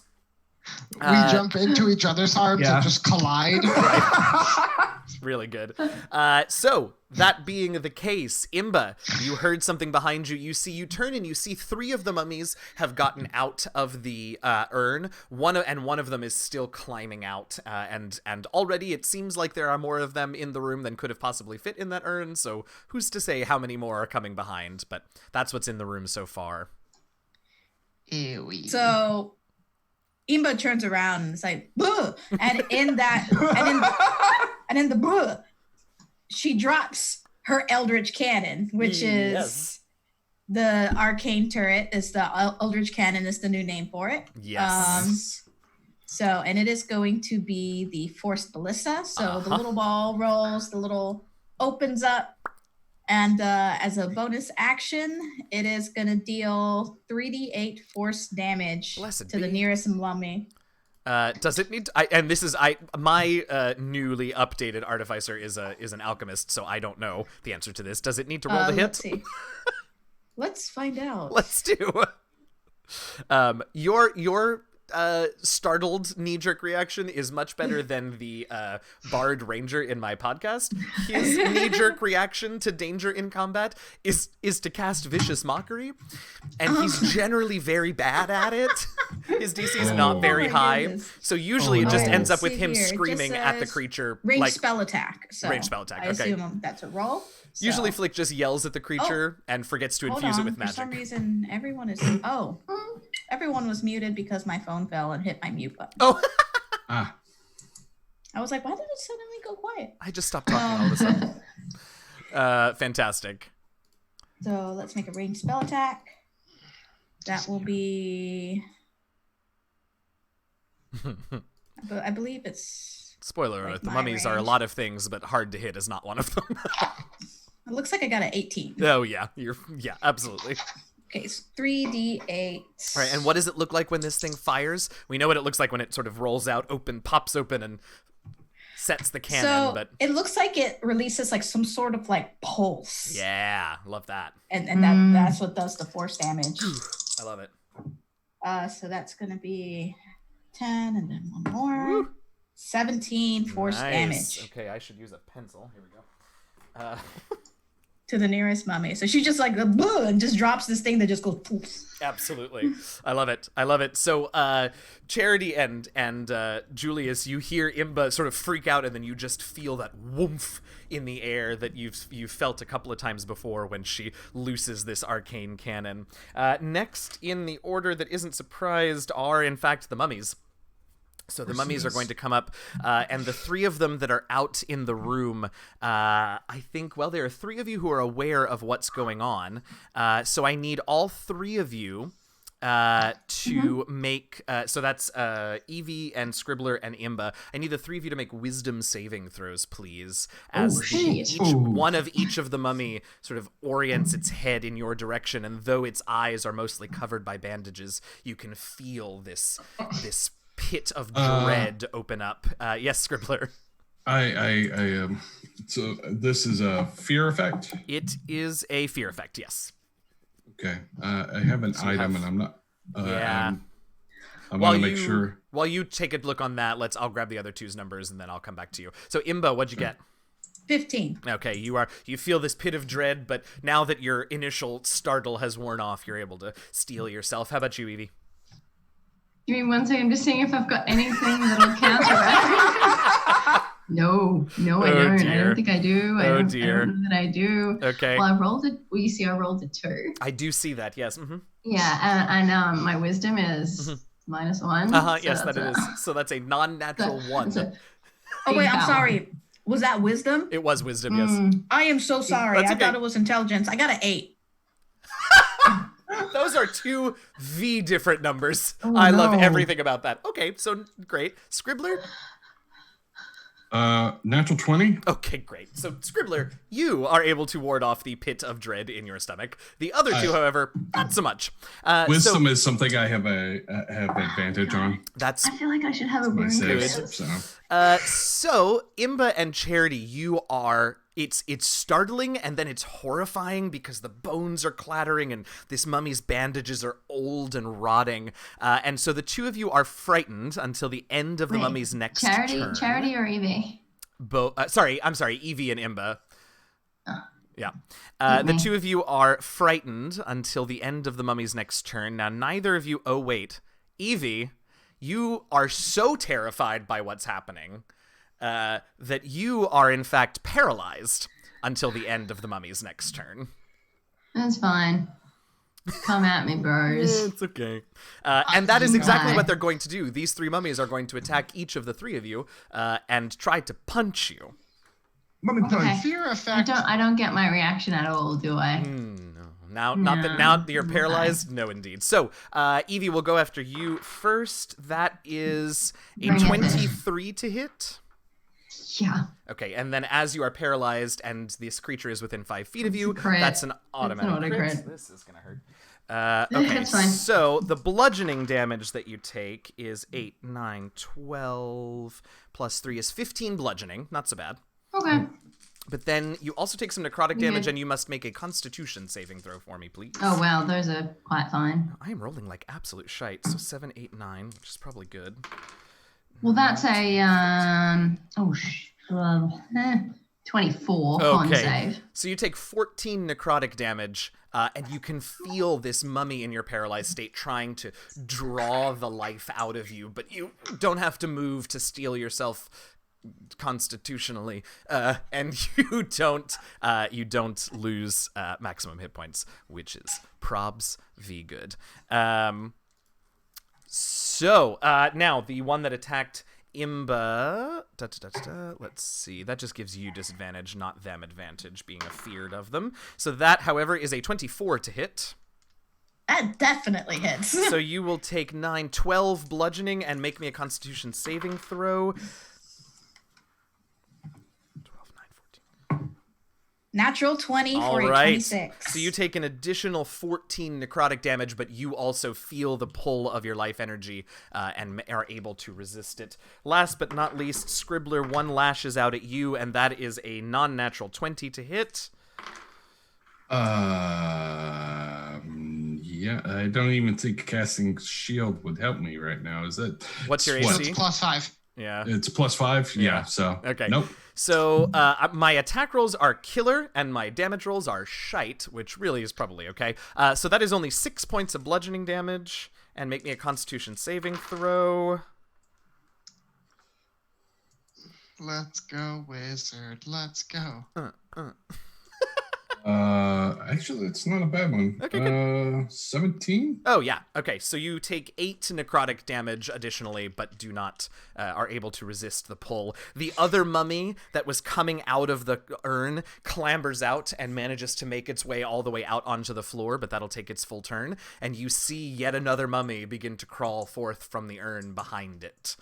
That was 8 from the necrotic, and what was the initial damage? I believe it was like 6. 6. It was Yeah. 6. 6 slashing and then 8 necrotic. Bludgeoning. Yeah. Ouch.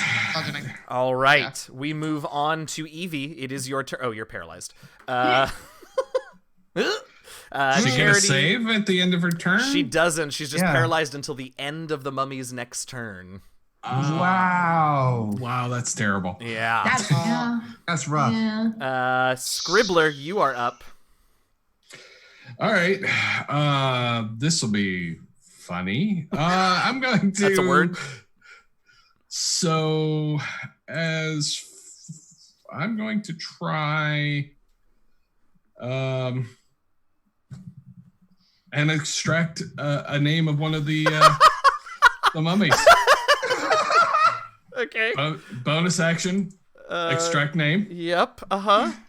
It's got to make a decent. There. Yeah, What's that? It's a creature I can see. It doesn't have to. That's true. And wisdom saving throw. Okay, wisdom is not their worst save. Okay, so it's not terrible. That's only an 11. So I know its name. This mummy's name is wait, I actually have a list of names. I don't know why I'm not going to it. This mummy's name is Sniv. Sniv. Yes. This is Cheers. His true name is Sniv. You get the sense that like in Undeath, this creature has like lost some of the syllables of its true name because it has become little more than a creepy life-sucking husk. Sniveling husk. Diminished. Yes, it has. Okay, so that was my bonus action. As my action, Evangeline Flint, your fate is fixed. Yes. Bless. Yes. And I'm actually going to go ahead and cast it using an actual spell slot so that I can put it on everybody in the party. So great. Second level. 1, 2, yes. 3. Nice. Including yourself? It'd have to be third, wouldn't it? Yeah, I think so. Yeah, if you want to include yourself. Okay, I'll put it on everybody. Probably worth it at this point. Yeah. So yeah, I'll cast it on. So everybody in the party has bless until I run into a problem. Scribbler does D4, his right? Yes, it's a D4 on attacks and ability checks. Got it. Nice. And saves, I think, isn't it? Yep, saves. Attack. Oh, I'm sorry. It's attack and saving throw, not ability saves, check. Not yeah, ability checks. Yeah, thank you. Blessings of the gods. So you all have seen Scribbler do this before. He sort of tugs at some very personal threads of the weave around you, but this time he sort of infuses. You see him infuse some of his own power into it, and he's able to tug on the threads of fate for all of you. All right. That was Scribbler. We're back to the top of the round, which means that Julius is no longer so startled that he can't do anything. So, Julius, you can have your turn. You see 4 mummies on the floor of this chamber, and 1 more coming out of the urn in the corner. All right. Well, I will make my way over to the one that is facing Imba. Imba, all right. Yeah, and I will do a little attack against him. Absolutely. My rapier, and I'm blessed. So I had a plus and a D4 to my roll. Yep. That's an 18 on the dice, plus a 4 on the dice is 22. So that is a 30 to hit. That'll 20 do. to hit, rather. Yeah.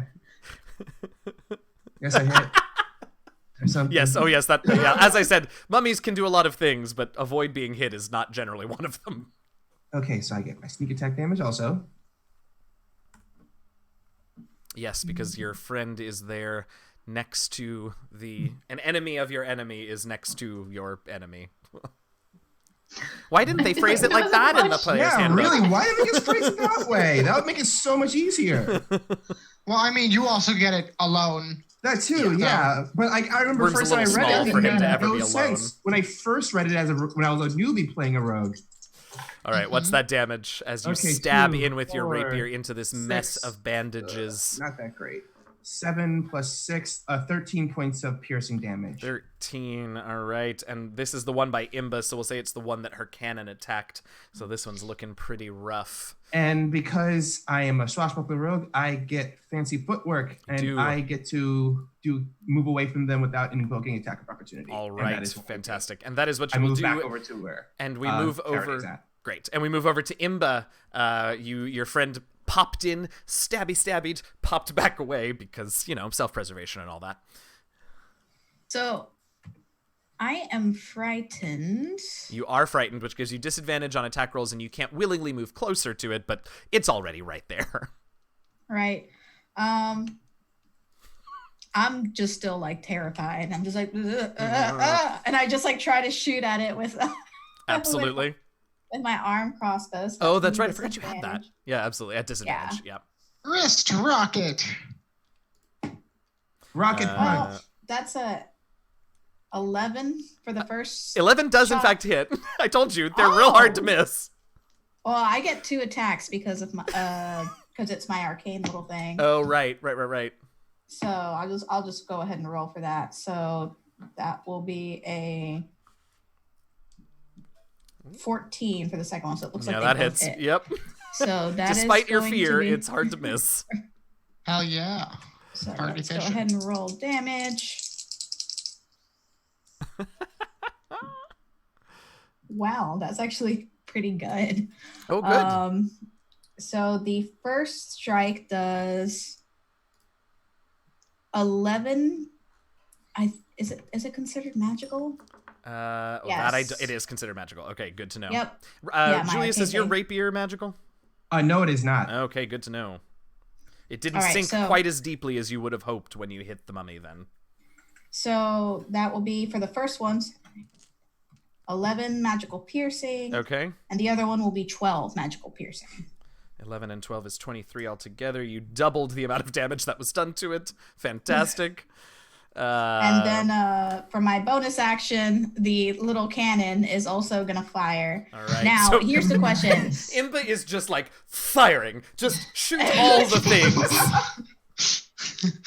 I love it. Okay. You don't scare Granny like that. You might give me a heart That's right. attack. How dare Granny you? has a weak heart. That's right. Is So your now question? here's the question. Yeah. Does the cannon have disadvantage? My guess is that since it's using your numbers, the answer is yes. Okay, cool. I'm Yeah. okay with that. If the cannon had its own stats, then I would say no. But since it acts on your initiative and it uses your stats, I think it probably does. Yeah, which is totally fair. So that will be a. Hold on. That means it gets the benefit of your bless too. 12. That's true. It does. That also means it gets the benefit of your just Oh, 12. okay. 12 is going to do it. Okay. So that's gonna be 3d8 force damage. Blessed Ugh. be. I am exploding Imba is a now. mummy killing monster. Well, let's see, but odds are not bad. Let's say. 19 force Holy damage. shit. All right, so Imba fires just in the gut of this thing 2 crossbow bolts, and then as it sort of doubles over, the cannon right next to her just blasts this thing with another pulse of force, and bandages just fly, desiccated bones fly, and this mummy is no more after Ooh. Imba's onslaught. She's still like, ugh, like. Is that's not the one I know the name of, is it? No. We can Okay. save your name for a different. We'll say the name is the one that came up to you. All right. Oh yeah, that makes sense. All right. It is the mummy's turn. Evie, you are on deck, so you know. So we'll start with the easy thing, which is that the one next to Evie is going to once again try to punch. This actually might miss you. Does a 13 hit you?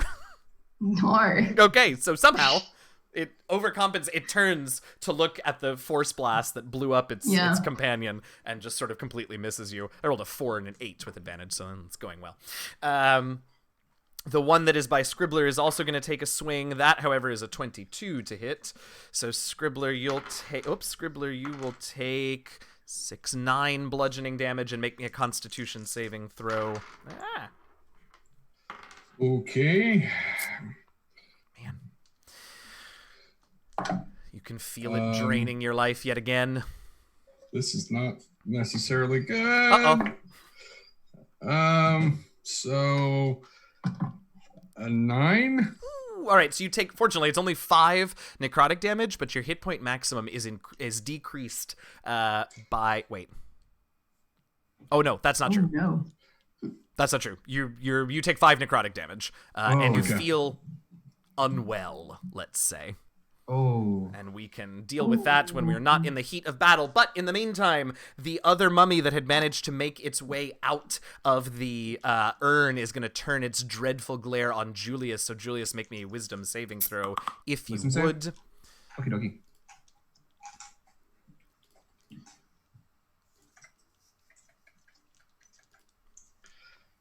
And while it does that, the other the other mummy that's crawling out of the urn is going to sort of tumble out and right itself, and that'll be its whole turn. That'll be 18 for me. Okay, so once again, there are 4 mummies on the floor, and once again, we see yet another crawling out of the urn. You are not affected by the dreadful glare of this creature, but it does come over to you and try and punch you anyway, and it trips over its bandages and falls on its face and quickly scrambles up, but it rolled a natural 1. So, that is the mummy's turn. Evie, you are up. Charity, you're on deck. As Evie kind of comes out of her frozen state, she's going to spit a curse, and it's the hill rune that she knows. So I am now resistant to bludgeoning, piercing, and slashing damage for 1 minute. Nice. They're only going to get me once. Right. This doesn't happen again. And that's my bonus action. So the one that's right in front of me that's been attacking me. Take it down. I'm gonna hit that with my greatsword. Do it. I'm going to attempt to now. Is this at disadvantage? So I'm still frightened? No, so the fear and both of those went away at the end of the mummy's turn. Lovely, just the one then. Well, that's a 13 on the dice plus 10, 23. Yes. Holy good. Evie is now ready and raring to go. She's pissed. Oh no. Is Bless still up? Bless is still Yes. So For a it would minute. be whatever more than that. It's not a concentration spell. You're correct. It is not. Nice. That is important to remember. Yep. 15 points of slashing damage, and my sword is magical. Good. Does that kill it? It doesn't. This is the first time this one has been harmed. Oh, that's perfectly fine. I'm going to use my action surge to do that again. I'm not a huge fan of this. Yes. Fuck this mummy. Wait, was in that 15 particular. damage from 2 swings? No, from 1. Oh, did you miss on the other one? No, you have 2 I haven't attacks, done my right? second one yet. Yeah. Oh, Okay. yeah, So I you- do too, she don't was I? Yeah, you have 2 Resolving attacks one. before you have to action surge. I do now. Yeah. So second attack. Don't sell yourself short, girl. Second attack is, that's not great, 16. Oh, not great. Yes, you still hit. You would literally have to roll a Still natural hits. 1 to miss. I'm going to go ahead and tell you. I know. It's fun. And that is... And even that, technically, if it wasn't a critical fail, your adjusted value would still hit. That is another 10 points of slashing damage. There you go. Okay, still not down, so you can action surge if you like, but definitely more harmed than we originally thought. You know what? I'm still going to action surge. I want it Absolutely. gone. You all see I Evie don't. is clearly pissed, and she is just at I don't breakneck want this. speed is slashing with her greatsword, right? 21, Just great going sword. ham. Absolutely, 21 hits. Charity's on deck. Yep. 11 points of slashing damage. All right, and you get one more because you get to attack twice anytime you take the attack action. Oh, that's a big one. 29. Yes, that'll do. So close, so close. So close to Tiamat levels. That is 14 points of slashing damage. 14 more. It is holding on by a thread, but it is in fact still up. Fuck. If I'd have taken a different rune, it would be gone. Probably. So Evie just heaving with bone dust covering her. This mummy the bandage is shredded, and we move over to Charity for their turn. Charity just sighs. And I was like, I thought she was gonna have this. So did I. And you know what? Scribbler, you're on deck, just so you can start thinking. Sure. Go ahead. Scribbler, you wanna mess up that urn, and I'm going to Oh boy. just walk up next to Evie, hack into it. Yeah. Into the mummy in front of her. into the mummy in front of her, Do and it. then start to make my Charity way out. takes their glowing packed weapon and goes, uh-oh. Wait, hold on. +8. Okay, we're good. gonna 12. Let's roll the natural. Oh, okay. You actually could miss without a natural 1, but just barely. I could very easily miss. Well, I don't know about that. I have to roll a 2, a 1, or a 3. A 3 would hit, +8. Actually, Yeah, you're right. Never Yeah, mind. no. Yeah.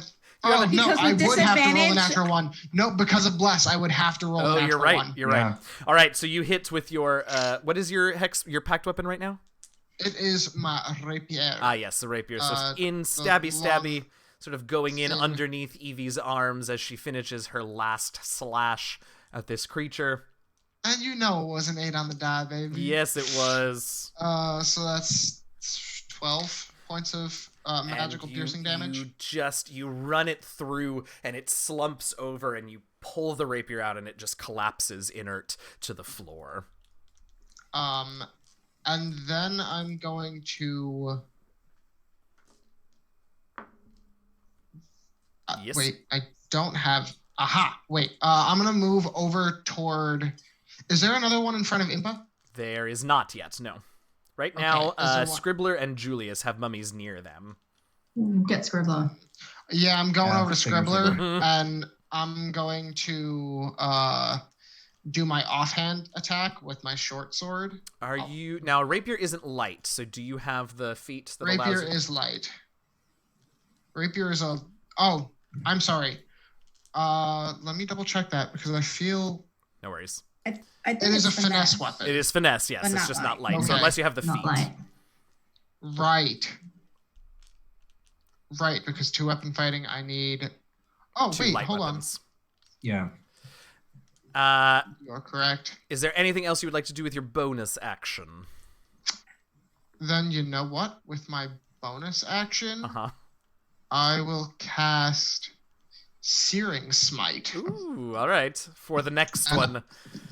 Yeah, I'll just walk over next to Scribbler, and you guys see the blade just light the fuck up. And you do see the mummies sort of flinch at the fire very briefly. As we head over to Scribbler for his turn. Julius, you are on deck at the top of the round.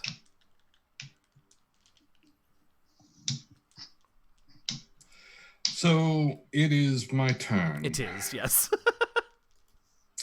Very well. I guess, if you insist. I will use another feature. Yes. Love a feature. We love a feature here. Yes. This time I'm not doing it with spell levels, but I am using the opposite end of that ability of mine. Bane on Shiv and Sniv Yes. and 2 of his mummy pals. All right. Those are charisma saves, if I'm not mistaken. It is I haven't looked at Bane in a while, but I think it's a charisma Bane, save. I Yeah. think is. Charisma? yeah, Christmas saving throws. Okay. So Sniv will go first. He has a 6. Sniv's buddy gets a 4. And Sniv's buddy's buddy gets a non-natural 20. So there's that at least. So, but 2 Okay. of them are baned, which means minus D4 to attacks and saves. Yep. Alrighty. Everybody rolling d4s. All right. Everybody rolling the d4s. Pull my D4s. Because for all. All right. Was that a action or a bonus action? Sadly is an action. Okay. All right. So they are baned. Julius, you are up top of the round. Imba, you're on deck. Okay, well, I am going to attack the one that's in front of me. All right. I critted. Okay. So, yeah, I got 20 on the Hey. dice and a 3 on the bless, so that's a 23 plus another Absolutely. 8. That is a 31. Yes, that'll do. Natural Hey, 20. I don't need the oh. adjusted number. You hit. So, do I double my sneak attack or you double do my all of the Yeah. all of the dice that you roll. You can Okay, either okay. well, yeah. I like rolling just- more dice, so I always I double like the number rolling of more dice dice, I too. roll. Some people, I like rolling more dice. Some so people I'm just don't gonna do have that. that affinity and just double their result, but that makes So me I'm sad going in to roll my 2d8 heart. for my rapier slash. So that's a 7 and But a you all 5. watching, I'm actually curious about this. While we do this, chime in the chat. I'm curious how many of you double your numbers and how many of you double the number of Oh, I dice. double my dice because I like rolling Double all the many dice. dice. So do I, but like I've So- run into way more number doublers than I would have expected. Oh yeah, I I actually normally don't just remember. double number.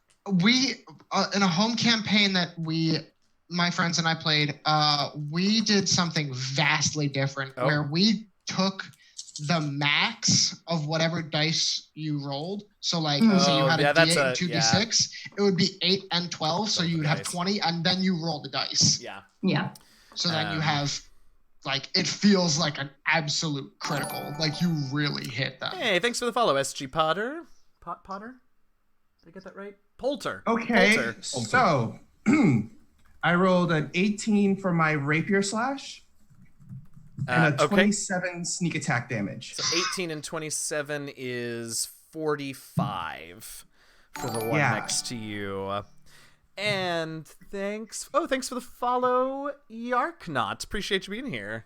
Oh, it's not magical though. No, it's It not is magical. not That's magical, the so that it problem. does get halved, but it's still, considering your Still a limitations, shitload of damage. very good. Yeah. All right, I'm gonna put a poll in the chat somehow. I think I know how to do that.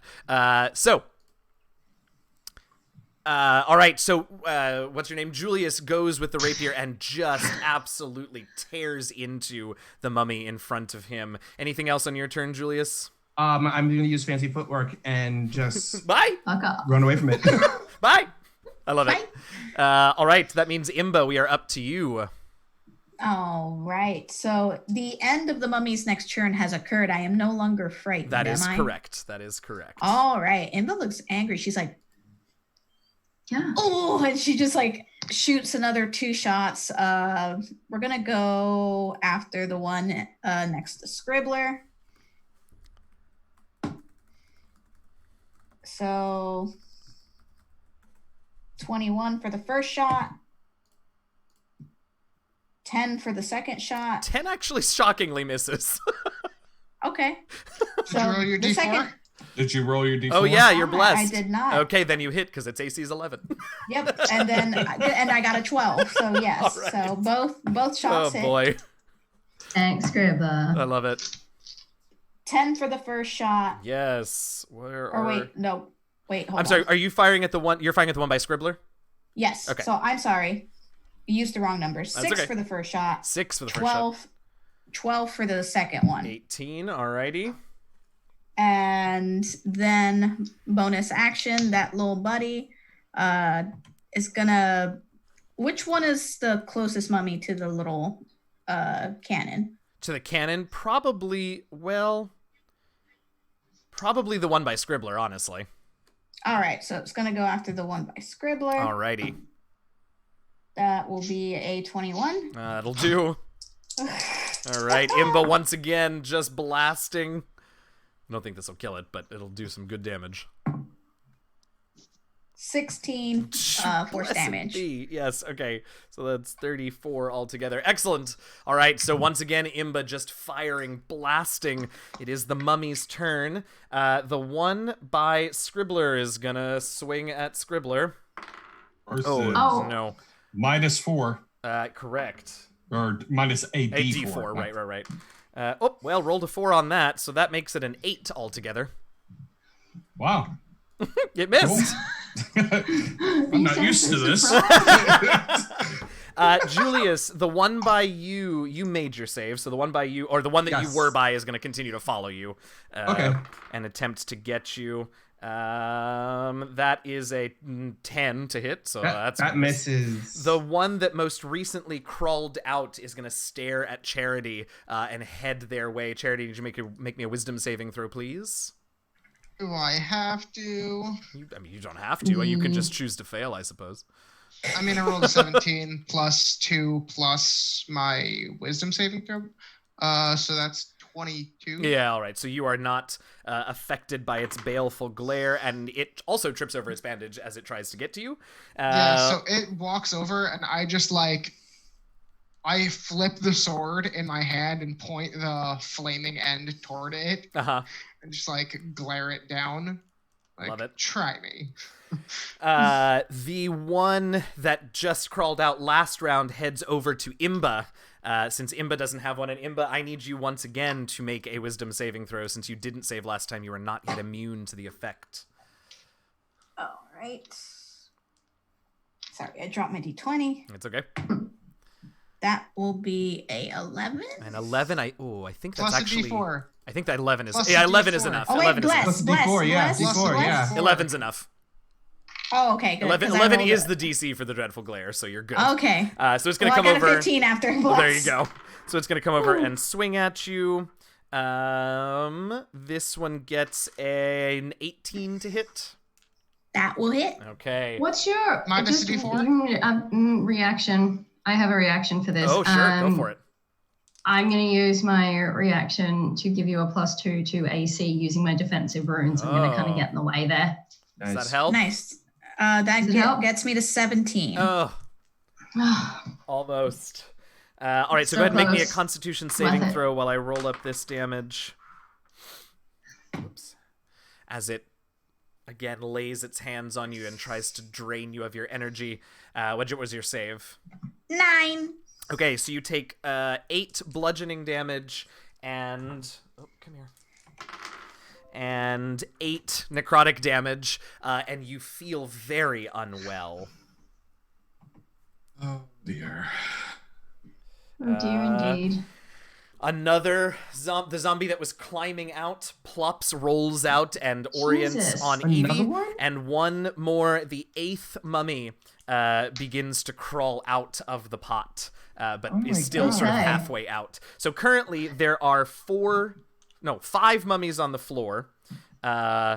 One by each of you except for Evie. Evie, this one that just rolled out, seems to have its sights set on you. And we move on now to Does Evie. it now? It does. We move on to Evie. It has not gotten up to you yet, so. I reckon I would have been towards the front of the party exploring this I think corridor that's before they popped up behind us. Sure. Would you say that the one that just popped out is more than 10 feet away from me, or 10 feet or more? Yeah, looking at this room, sure, I'll buy that, yeah. Okay, because I'm going to charge at it. Oh, yeah, you are. Of course you are. yeah. Evie's pissed. Yeah, if I She's move having at least none 10 feet in a of straight it. line. Yep, absolutely. Yeah, so I'm going to take a +5 bonus to my damage roll. Yeah, you are. All right. For this melee attack. Roll that. That I am now doing. Roll that beautiful attack roll. Gonna do it. Just Do get to it. the right screen. Ooh, yeah, that's a 28. Yep, that'll do. Yeah. This mummy is still sort of getting up off the ground, and you just body slam it, but also sword slam it. I think I'd like to put it back down on the Yes, ground I if think that's quite all right. I think that's reasonable. Yeah, what's this? Just a straight +5 to this damage. Not bad, not So- bad. I just see clouds like running. Yes, Yeah. exactly. That was two sixes on my 2d6, Yes. so that's 12 plus 6. 18. Fuck me. +5. Plus 5 is 23. 23 for that first attack. Yes, That and- is magical damage. And now that you're there, and I'm- swing again, because why not? Swing again. Beautiful Well, and that is crisp. only a 7 on the dice, but I've got a +10, so that's 17. Oh, that'll do. That's another 2d6. Evie, this is what she was built 9. for. She's so Yes. pleased. 15. Charity, you're on Slashing. deck. It's a slashing. How many Oh, points? I got it. 15. 15, 38 altogether. It pushes its way up to its feet, but it's not looking great. Charity, you are up. Scribbler, you're on deck. So, absolutely livid at this point. I'm just gonna. Scribbler? Aaron, please! And I'm just gonna retch my sword across this one. Okay. That is a 12 Yes. on the die plus. Yes. Yeah. Uh-huh. So let me double check and see what how much extra damage Searing Smite You start does. rolling up your regular damage, and I'll check that because I happen to have your sheet up right Gotcha. now. That's 8 plus Searing Smite. Oh, yes, it is So- Searing Smite. yeah, so it's Searing Smite at- 2d6 initially. Searing Smite is Okay. 1d6 initially, and then what level spells are you using? No, it's because it's my Legacy of Avernus feature. Ah, It's cast at 2nd level. got it. My Branding Smite is 1st level. Ah, that's what it was. Okay. No, actually, my Branding Smite is 2nd level as well. That's How much was strange. your? Let's start with how much was your piercing damage? Because they're gonna 8? 8. It's okay. 4 plus my other 4. All right. damage. Where's charities? There's Um, 8. Okay. Yeah, and then it says 2d6 fire damage initially, and All then right. 1d6 at the start of its turn until it ends. So that is double ones. So you're not casting these with your warlock slots, right? No, this is my innate magic. Right. Okay. So it from stays being at a the level that tiefling. it indicates. So Searing Smite is 2nd level, so it's 2d6. Yeah. Got it. I rolled double ones, which Okay. big upsetto. Well, but it gets Um, doubled because it's vulnerable to fire. So Hell yeah! So that's a whole 4 points of fire damage. absolutely. All right. And then So it you takes all... a d6 at the start of the turn. Great. So you all you see its bandages catch fire and begin to blaze as we... Anything else on your bonus action, Charity? You know what? Yes. Oh, actually, it has to make a Constitution saving throw to see if it. No, it fails. It's a 6. Okay. Cool. If the creature within 5 feet of it uses its action to like put it out, it can like Okay. put out I the don't fire. think they're gonna do that, but yeah. Yeah. Cool. All right. With bonus my bonus action, right. with my bonus action, I'm going to just turn to one of them, and you see my eyes just blacken, Oh boy. and then fire from them, and one of them is marked with my Hexblade's curse. Ah, very nice. Okay, excellent. Scribbler, you are up, and which one are you marking, Charity? I will mark the one that has just come Got it. out of the. Got it. Yeah. All right, Scribbler, you are up. So this will be fun. I can't wait. I am sort of done with this fight. Uh-huh. Oh boy. Oh boy.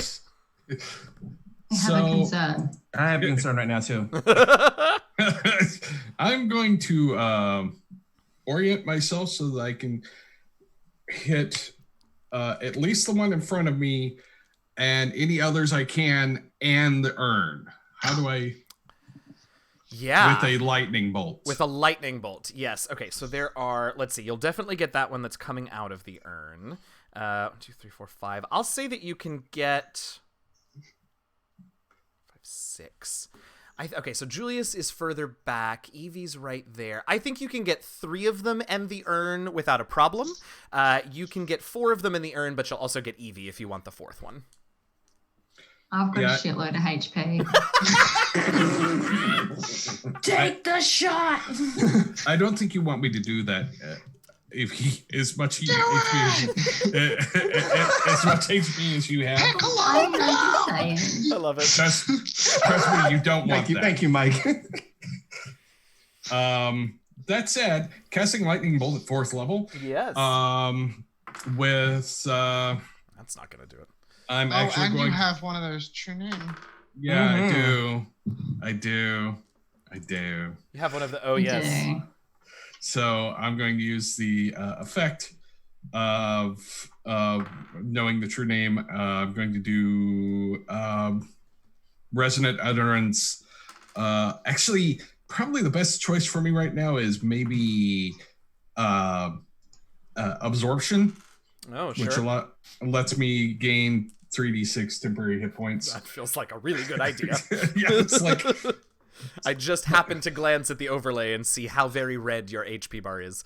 yeah. Oh, Yeah. So I'm like, you. yeah, I'm made of glass, kids. I really Yep. am. Yeah. Last cannon. But here's the cannon part. Right. So those dex saves are 14, 15, and 6. So no. Yeah. They were a little higher, but a couple of the ones that you hit were baned, so that didn't help. So lightning bolt is I think I'm 86 so it's 9, yeah, at 4th level. 96. Woo! And this lightning bolt rips through the air. It is loud AF, y'all. Charity is like.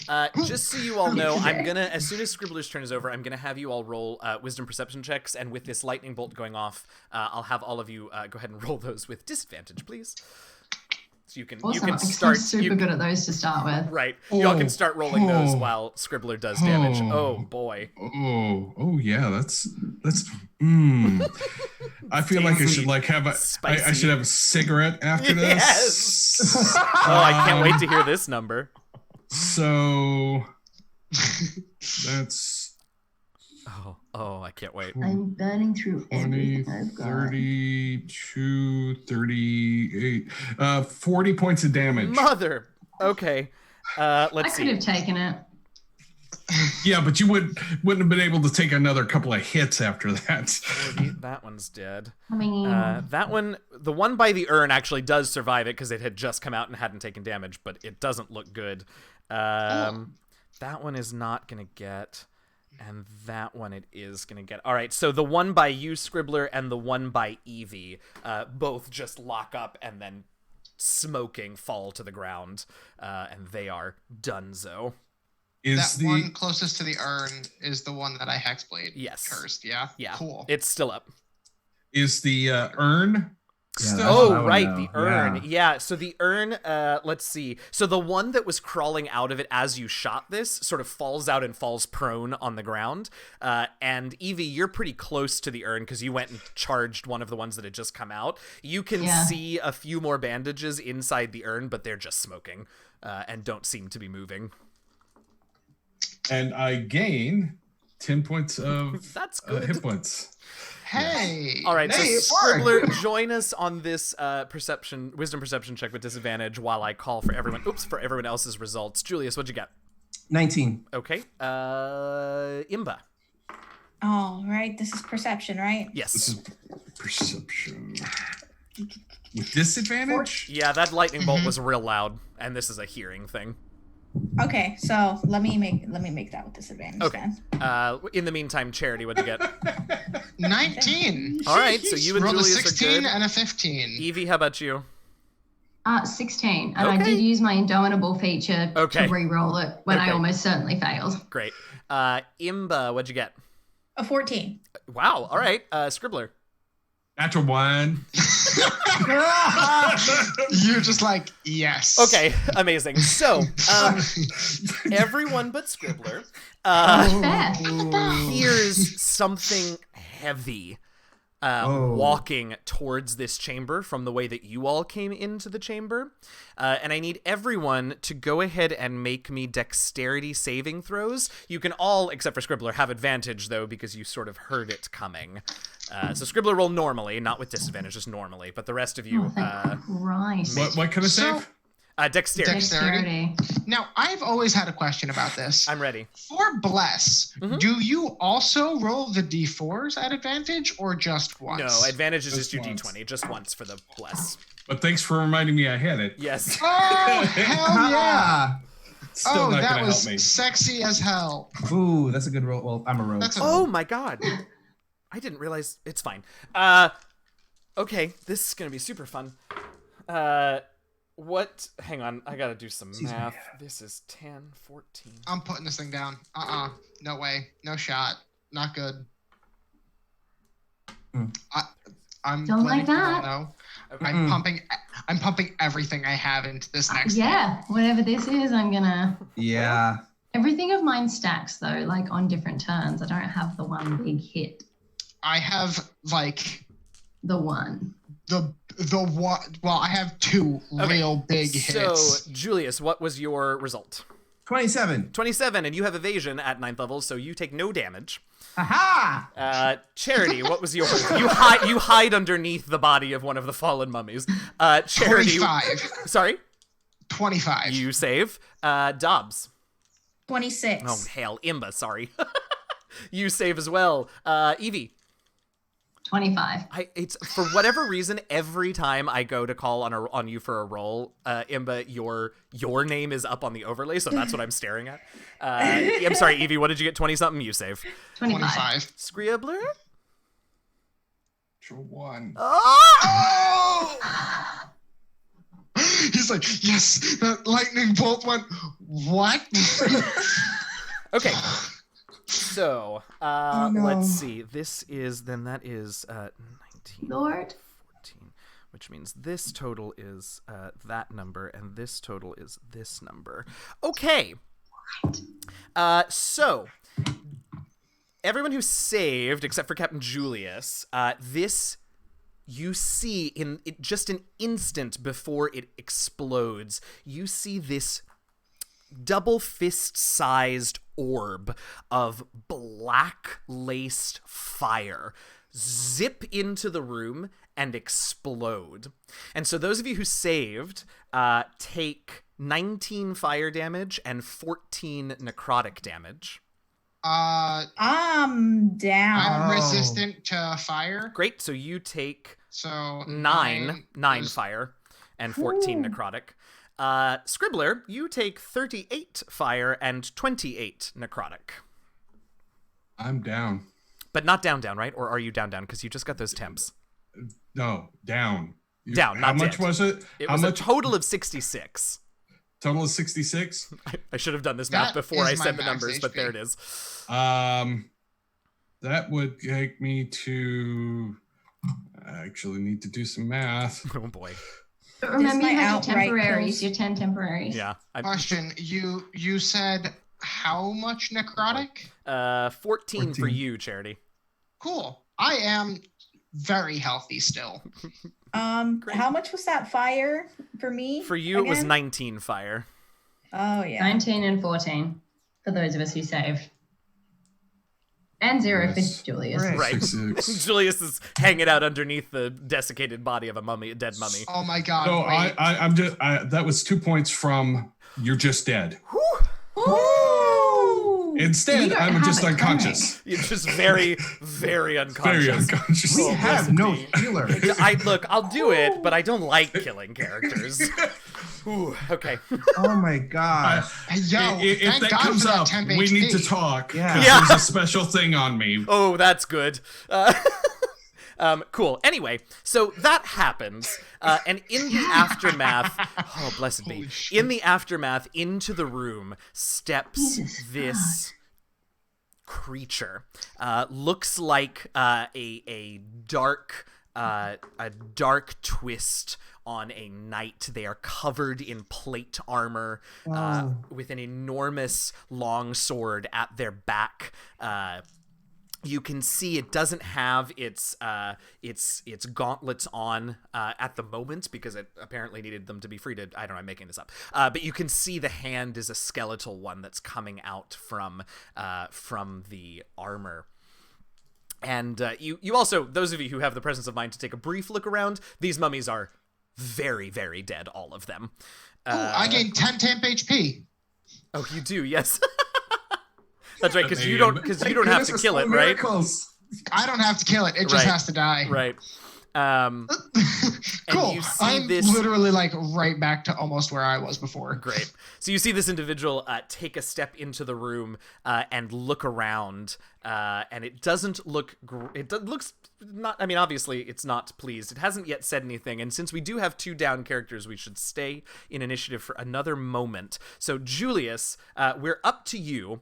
This creature is in the room. You notice 2 of your friends down, unconscious on the ground as you sort of peek out from under the mummy, and it is your turn. I just like bust out of mummy piles. I'm like, oh, Shoot. Wait. Yes? Oh, it's so very far too late for that. Never Uh-oh. mind. Okay, go ahead, Julius. can instead of busting out, can I use my action to hide?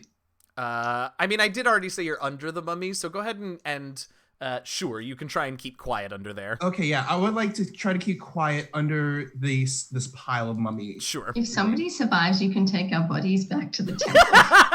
Yeah. 18 on the serious? dice. That's gonna be nice.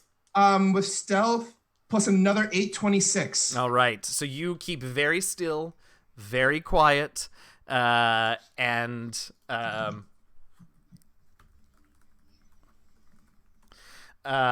very quiet, and it doesn't seem to immediately notice you. All right, Imba, we're up to you, so I need you to make me a death save.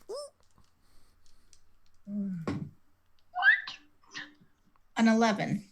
An 11 is a save, so that is one success. We move on. Well, the mummies are all gone, so we move on to Evie, who you are up next. I'm going to use my bonus action. I'm going to use my bonus action to do second wind and get me some HP back. That feels wise. Mm-hmm. Yeah, so it's a 1d10 plus 9. So that is extra 15 health good. that I'm going to get That's there. good. Okay, That's great. Good. That's great. That's good. Now, are we doing rules that we can use a bonus action instead of an action? Can I do another bonus action, or do I need to do an action? Wait, sorry, I just closed the Oh. the videos. I was gonna say videos all went black. I Vile. accidentally double tapped the Zoom window and it minimized it. Sorry, what did you vile, ask me, Dad. Evie? Are we doing the house rule about we can use bonus actions as an action? Oh, Is there shorter or nah? Or is it got to be an action? What do you want to do? It's gonna be case by case. I was I'll think about it later. gonna make myself Lord. That's fine. I was That's gonna fine. go Yeah, go for it. That's Big fine. lady. Yeah. It's technically a bonus action. That's all right. Go for But it. I kind of just want to be big lady. Yeah, that's fine. You can go for it. I'm not I even am too big upset about it lady. now. Yep. All right, Yeah. you are big lady. We are next on to Charity is up. I am going to go apeshit. I turn and look at this thing that did this, Mm-hmm. and I just say, well, our job was to come here and help you. Oh. Consider this help. I was concerned that maybe you didn't realize who it was. Oh, Oh, we Oh. know. Okay, no, we just making know. sure. he Yeah. was, yeah. I, in like a moment, just, again, eyes, black, Yeah, absolutely. instantly over there, and I have begun to plunge my sword into this fool Okay. who dares to hurt my friends. Oh, this is not. That is a lot. 18 plus 2 plus 8. 28 hits. Yep, that 28. hits. Yeah.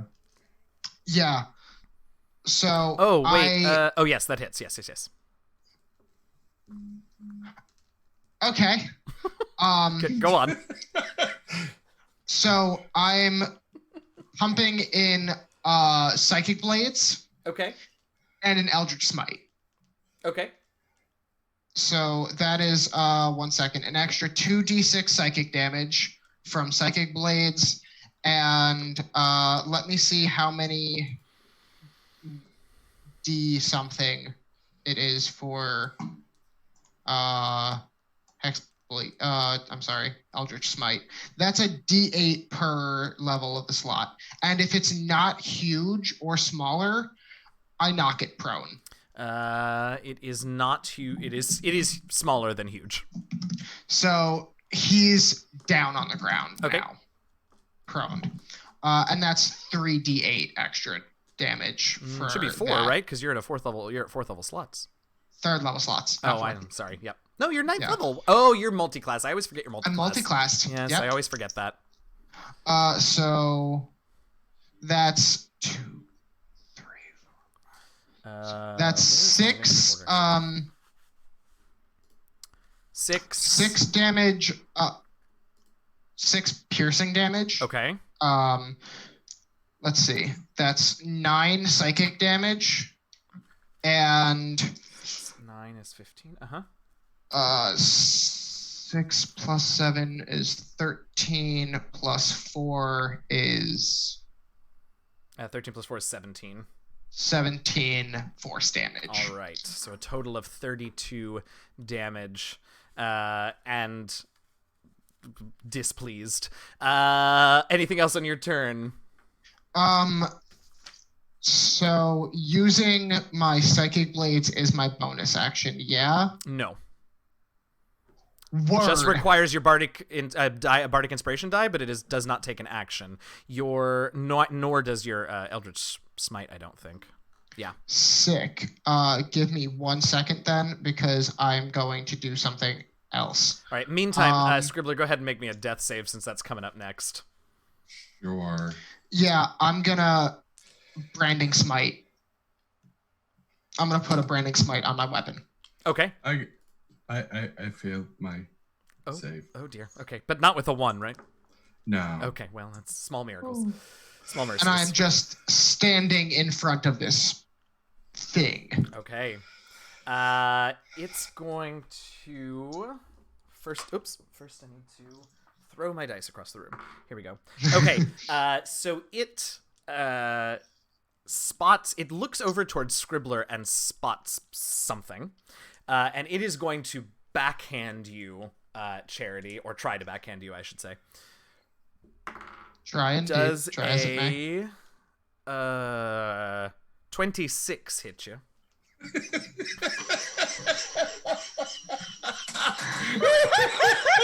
It might.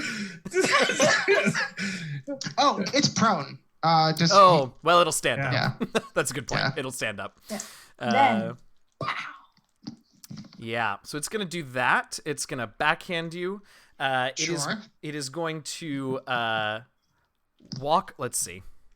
Well, Does it like It's just a half movement to stand. right. smatter me? It's going to walk. No, it shoves you. Oh, I did this wrong. Okay, so make me a strength athletics or a dexterity acrobatics check. That's what I meant for it to have you do. Okay. What did I just roll? That's different. Oh, Okay. check. Right. Yes, check. Okay. I was about to be like, I can't. Oh. All right. Okay. Natural 20. How'd that go? Okay, so you get knocked back about 5 feet and stumble to the ground prone, but it walks away from you at that point. And as it does, Uh-huh. I'm going to use my Warcaster, Oh boy. and I am going to hit it with a melee attack. Okay. Go right ahead. 18 plus 3 plus 8. 18 plus 3 is 21 plus 8 is 29. That hits. So with Branding Smite, it does an additional some D damage, but let me just double check. Once per turn. It is not my turn. So I'm going to pump another Eldritch Smite into this bitch. Okay. Yeah, that'll be your last spell slot. Yep, that's my last spell slot, Yeah, but okay. I'm doing it. Go ahead. So that's another. Here, let me roll the piercing damage. Is 4 plus 4. That's 8. Spells. Branding Smite. He has to make a Constitution nothing. save, right? no Oh, branding, Smite not is searing. Yeah. So Branding Smite, 2d6 radiant damage. Okay. That's 6 radiant damage. And if it tries to become invisible, it can't. He's just shedding bright light. I'm not gonna do that. Yeah, and then 3d8 force damage Okay. again. So that's 8 plus 8, 16. Okay. It It sort of stops as it's walking away from you, turns around, pulls its long sword, and stabs you a couple of times, since it does have 2 more attacks available to it. So do 28 and 29 hit you? that they do.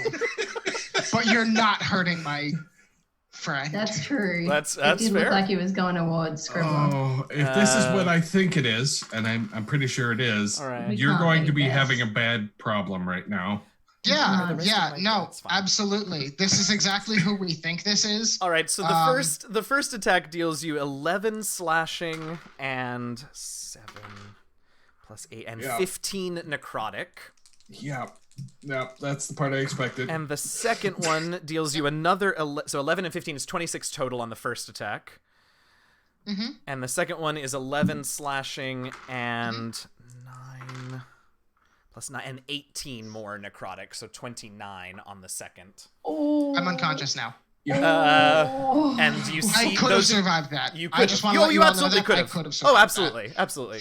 And those of you who are still conscious and still with us at the moment see the knight, this thing sort of nod. We know what it is. I know. And then it moves over to Scribbler and reaches down for Scribbler and grabs the journals that have sort of tumbled to the ground by Scribbler.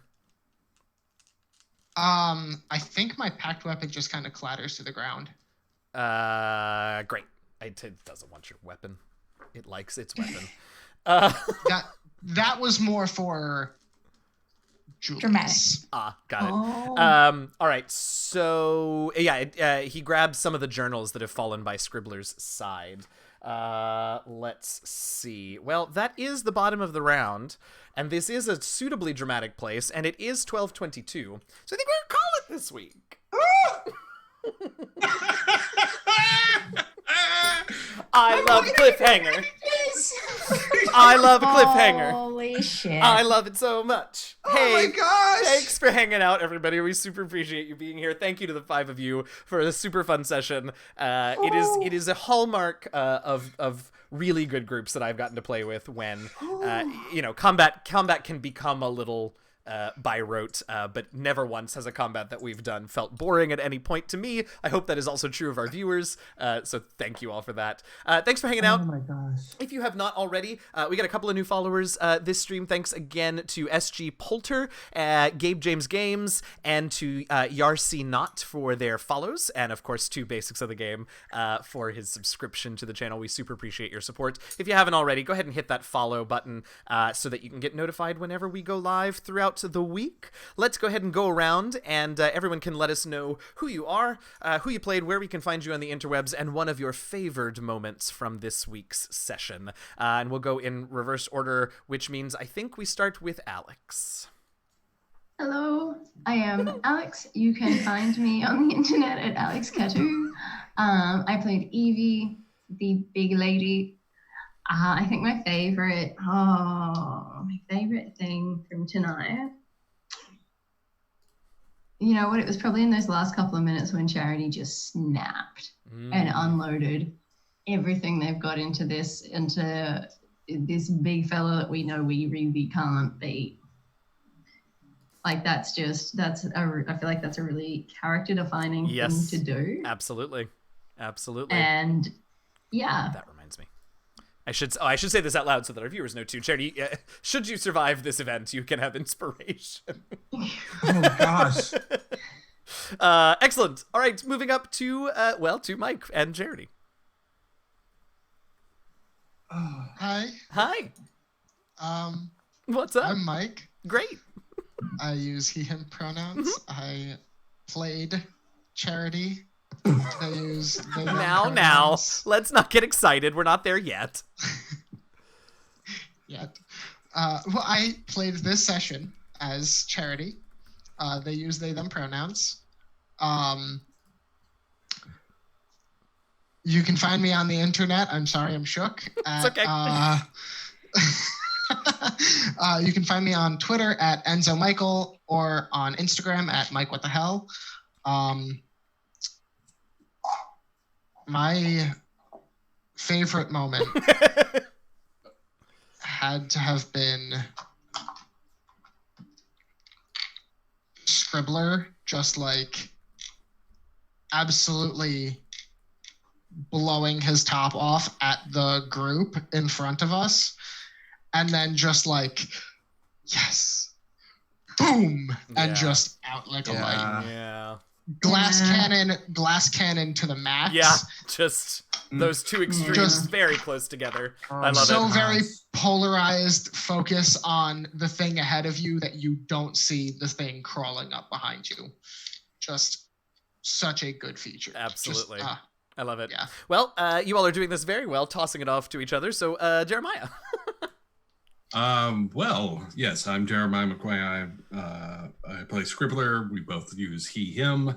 I'm Tech Noir online on Twitter, where I will often pontificate about D&D and possibly elucidate certain bits of lore that you may have forgotten. That said, my favorite bit, I don't know. I think that I think the fight overall was just fun. Yeah. I think I felt like we were just like, okay, we finally get to let loose a little bit, Yeah. which is nice. Yeah. But I actual favorite moment is watching Julius kind of wanting to make stupid mistakes in the room. Like he's looking for a chance to do the bad idea. Right. And he's constantly being like thwarted by the people around him saying, well, maybe don't do that. Maybe check this first. Yeah. Don't do this thing. Really good. You're not gonna pigeonhole us. Don't tell me what to do. I wouldn't dream of it. Excellent. Let's loop around then to Julius, to Wally. Hi, my name is Wally. I go by he, him pronouns. I play Julius, who also goes by he, him pronouns. Oh boy, and I'm currently hiding underneath a pile of dead bodies.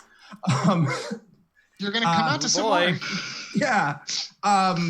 So I think definitely my favorite moment of the game today has to be Charity just losing their cool and just unleashing so much of their raw power on this thing. And they knew it wouldn't make a difference in their mind, but they were just so upset.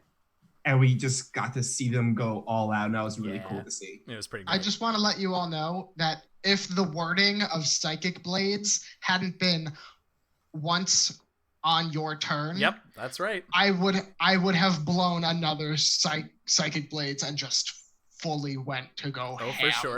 For sure. But I just Awesome. All right, and last but most certainly not least, Dobbs. Hi, I'm Dobbs. I'm oh so shook. And you can find me just about anywhere on the internet under Dobbsmosis. I go by she or they pronouns, and this session I played Chaos Granny. Y'all. Who's currently having a napsy. A napsy. I love it. Once again, my name's Eugenio, also known as your friendly neighborhood dungeon master, DM Jazzy Hands. You can find me on the interwebs on Twitter at DM Jazzy Hands. I'm the dungeon master for the actual play podcast, The Last Refuge. You can check out our Twitter at DND Last Refuge.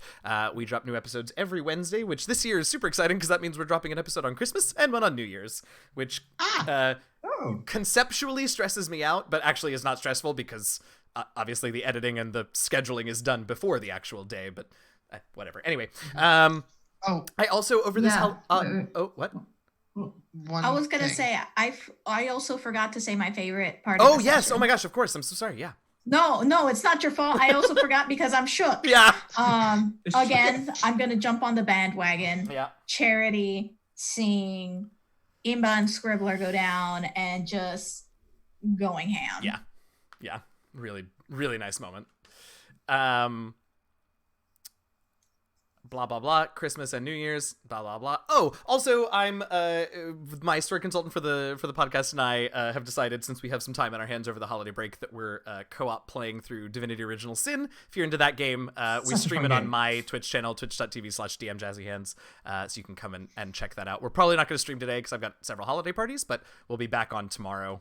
We've done 2 so far, so come check us out. Also, as I've already said a couple of times, if you haven't already, hit the follow button here. You can follow Variant Rolls on Twitter at Variant Rolls.